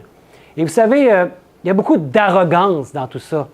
Le dragon lui-même a eu beaucoup d'arrogance. Un jour, le dragon, c'est dans Ésaïe qu'on nous parle de lui, le diable, qui était Lucifer, qui est devenu le diable. Mais lui, il se voyait à la place de Dieu. Il se voyait sur le trône de Dieu, égal à lui. Et il avait dit dans Ésaïe, « J'élèverai mon trône au-dessus des étoiles de Dieu, je serai semblable au Très-Haut. » C'est des paroles de Lucifer lui-même. Et Nebuchadnezzar avait dit la même chose, hein, quand il regardait toute sa grande cité qu'il avait bâtie par la force. Hein, « J'ai bâti comme résidence royale par la puissance de ma force et pour la gloire de ma magnificence. » Et on compare avec ce que le pape Innocent avait dit, on a un de ses écrits ici. Ce n'est pas un homme qui le fait, mais Dieu lui-même, par son vicaire. Je juge tout le monde et je ne peux être jugé par personne. Donc, il se fait Dieu sur cette terre. Et il est sur un trône. Il siège. Et aujourd'hui, qu'est-ce que veut faire la papauté? Bien, elle veut réunir toute la terre. Non seulement les chrétiens, mais toutes les religions du monde. On appelle ça l'œcuménisme. Ici, c'est une image où on voit plusieurs dénominations et plusieurs églises même. On a les Juifs, on a les chrétiens, on a d'autres religions. L'œcuménisme, c'est quoi? C'est un mouvement interconfessionnel qui tend à promouvoir des actions communes entre les divers courants du christianisme, en dépit de leurs différences doctrinales, avec pour objectif l'unité visible des chrétiens. Il y a une chose que vous devez savoir, c'est que Rome ne change jamais. Donc, si Rome ne change jamais et qu'elle est à la base de ce mouvement œcuménique, de dire « venons tous ensemble », parce que l'important, c'est l'amour. J'entends tellement ça souvent des chrétiens autour de moi, que l'important, c'est l'amour. Puis le reste, là, c'est juste des doctrines, puis on peut tous être ensemble. On est tous des chrétiens. Donc, si on sait que Rome ne change pas, c'est qui doit changer? Bien, c'est les filles qui sont appelées à revenir, à arrêter leur protestation. Et la plupart des dominations, je pense que toutes même, font partie de l'œcuménisme. J'aimerais vous dire, malheureusement, même l'Église adventiste, à laquelle j'appartenais avant, fait partie de l'œcuménisme. Même que leur directeur de la liberté religieuse, qui est comme le secrétaire d'État d'une nation, il est même redevenu le secrétaire de ça. Donc, c'est pas peu dire. Ils ne sont pas juste des observateurs, mais ils sont participants. Donc, tous ceux qui sont avec Rome, avec l'Église de Rome, vont devoir faire des compromis, des concessions. Parce que ce n'est pas Rome qui va changer. Rome, c'est la mère, elle ramène ses filles. Aujourd'hui, il y a un grand mouvement où toutes les filles sont en train de revenir. Et ils sont déjà revenus. Donc, on peut dire que ces églises-là qui ont fait des compromis avec Rome et qui ont cessé de protester, qui ont adopté certaines des hérésies de Babylone, non pas toutes, mais certaines, bien, ils sont devenus les filles de Babylone. Et qu'est-ce qu'il nous dit Dieu? Il dit « Sortez du milieu d'elle, mon peuple. Sors de cette grande ville de Babylone, la mère des impudiques. » Donc, c'est dangereux de se tenir à Babylone parce qu'on ne voudrait pas être tombé dans le panneau de devenir une fille de Babylone. Parce qu'il nous est dit « Après cela, je vis descendre du ciel un autre ange qui avait une grande autorité, et la terre fut éclairée de sa gloire. » Il y a un message qui va être donné, où tout le monde sur cette terre va devoir se positionner. Aujourd'hui, j'aurais aimé que la salle soit remplie de gens pour entendre ces vérités. Mais si vous entendez ces vérités, ce n'est pas pour rien. Moi, je ne crois pas au hasard. Ce n'est pas pour vous, mais pour Dieu, il n'y a pas de hasard. Dieu, il a suscité que vous soyez là aujourd'hui. C'est parce qu'il y avait ce message-là qui vous préparait pour vous. Donc, peut-être qu'il y a des choses que vous avez entendues ce soir qui disent « Ah là, c'est trop fort, là. Moi, je ne suis pas prêt à aller jusque-là. » Mais Dieu, s'il nous demande, il nous dit qu'il ne veut pas qu'on reste dans Babylone, parce qu'elle est tombée, cette Babylone-là. Est-ce qu'on veut tomber avec Babylone ou on veut réformer certaines des choses que Dieu est en train de nous montrer ce soir? Il nous fait ces révélations-là, mes amis. C'est parce qu'il nous aime. Moi, je suis seulement le messager ici. Mais chacun de vous, vous avez à étudier par vous-même et voir si ce que je vous dis, comme les Béréens, si c'est vraiment fidèle à ce qu'on trouve dans les Saintes Écritures. Parce que Babylone est devenue une habitation de démons, un repère de tout esprit impur, un repère de tout oiseau impur et odieux. Parce que toutes les nations ont bu du vin de la fureur de son impudicité et que les rois de la terre se sont livrés avec elle à l'impudicité. Impudicité, c'est aller avec d'autres dieux. Et que les marchands de la terre se sont enrichis par la puissance de son luxe. Et j'entendis du ciel une autre voix qui disait « Sortez du milieu d'elle, mon peuple. » Il s'adresse à son peuple qui est dans Babylone, afin qu'on participe point à ses péchés et qu'on prenne point part à ses fléaux. Dieu nous appelle à faire partie de l'Église fidèle et pure de Dieu. Et Apocalypse 14, 4 nous dit « Ce sont ceux qui ne se sont pas souillés avec des femmes, car ils sont vierges. » C'est qui les femmes qui nous souillent? La femme, dans la Bible, c'est l'Église. Ce sont des églises. Donc, il y a des églises qui nous souillent. Il veut qu'on aille vers l'Église fidèle. Ce sont qui les églises qui sont souillées? Ce sont ceux qui ont adopté des principes de Babylone, des fausses doctrines.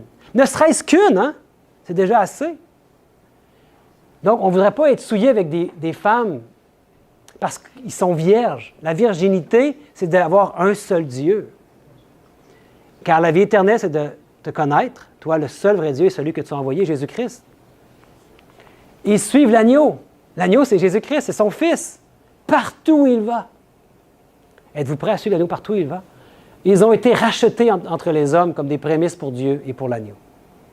Parce que C'est ça qui est important, mes amis. Là où Jésus veut nous conduire, on veut y aller. Même si ça nous coûte parfois très cher. Je sais qu'aujourd'hui, il y a des pasteurs qui ont des décisions à prendre. Ils ont à se positionner par rapport à certaines questions. Et peut-être pour eux, ça veut dire d'abandonner leur salaire en tant que pasteur de leur Église. Mais si c'est ça que ça coûte, qu'est-ce que c'est par rapport à ce que ça a coûté à Jésus-Christ de mourir pour le péché de toute l'humanité? Imaginez-vous ce qu'il a porté sur ses épaules, notre Sauveur. Ils ont été rachetés d'entre les hommes. C'est précieux, on est précieux pour lui. Et le dragon, lui, qu'est-ce qu'il fait? Il est irrité contre la femme. Contre quelle femme? Contre son Église pure, fidèle. Et il s'en va faire la guerre au reste de sa postérité. Il y a toujours eu un reste dans toute l'histoire de l'humanité.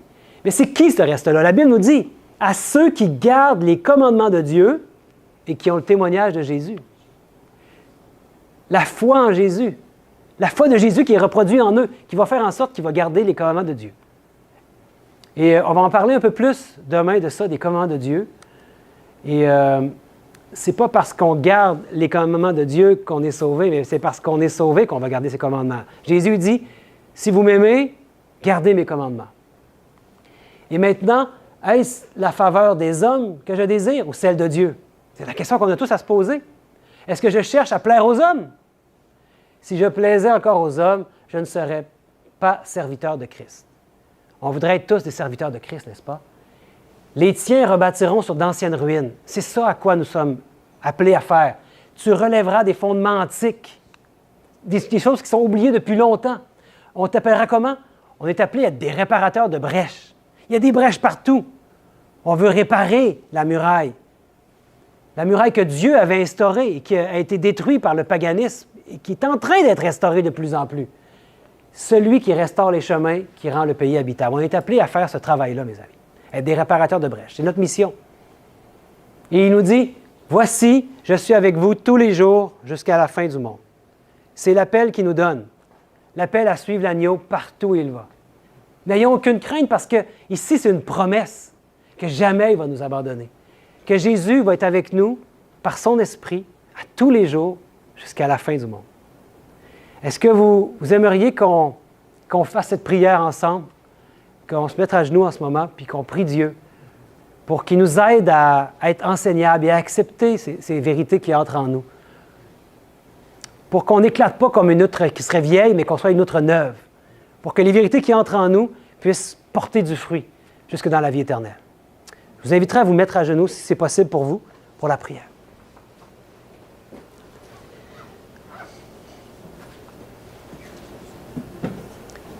Bon Père éternel, nous voulons te dire merci d'avoir permis que nous soyons présents ce soir pour entendre ce que tu as à nous dire dans ce livre de l'Apocalypse par rapport au fait que Babylone est tombée depuis longtemps et que malheureusement, elle a aussi des filles qui sont elles aussi tombées, et que nous sommes appelés à sortir de ces impudicités, de ces fausses doctrines et à faire partie de ton Église fidèle, peu importe ce que ça nous en coûte. Parce qu'il est écrit que nous sommes appelés à suivre l'agneau partout où il va. Et ton Fils Jésus nous a promis qu'il serait avec nous tous les jours jusqu'à la fin du monde. Alors, on n'a vraiment rien à craindre. Donne-nous, bon Père, ta protection et donne-nous ton intelligence pour qu'on puisse, de notre côté, sonder les Saintes Écritures et vraiment, pour nous-mêmes, bien comprendre et que ce soit bien ancré ces vérités qu'on a vues ce soir. Bon Père, je t'en prie, pour chacune des personnes qui sont ici et aussi pour chacune des personnes qui vont écouter ce message par le biais de ce vidéo sur YouTube. Je t'en prie, bon Père, au nom et par les mérites de Jésus-Christ, qui est vraiment notre seul Sauveur. Amen.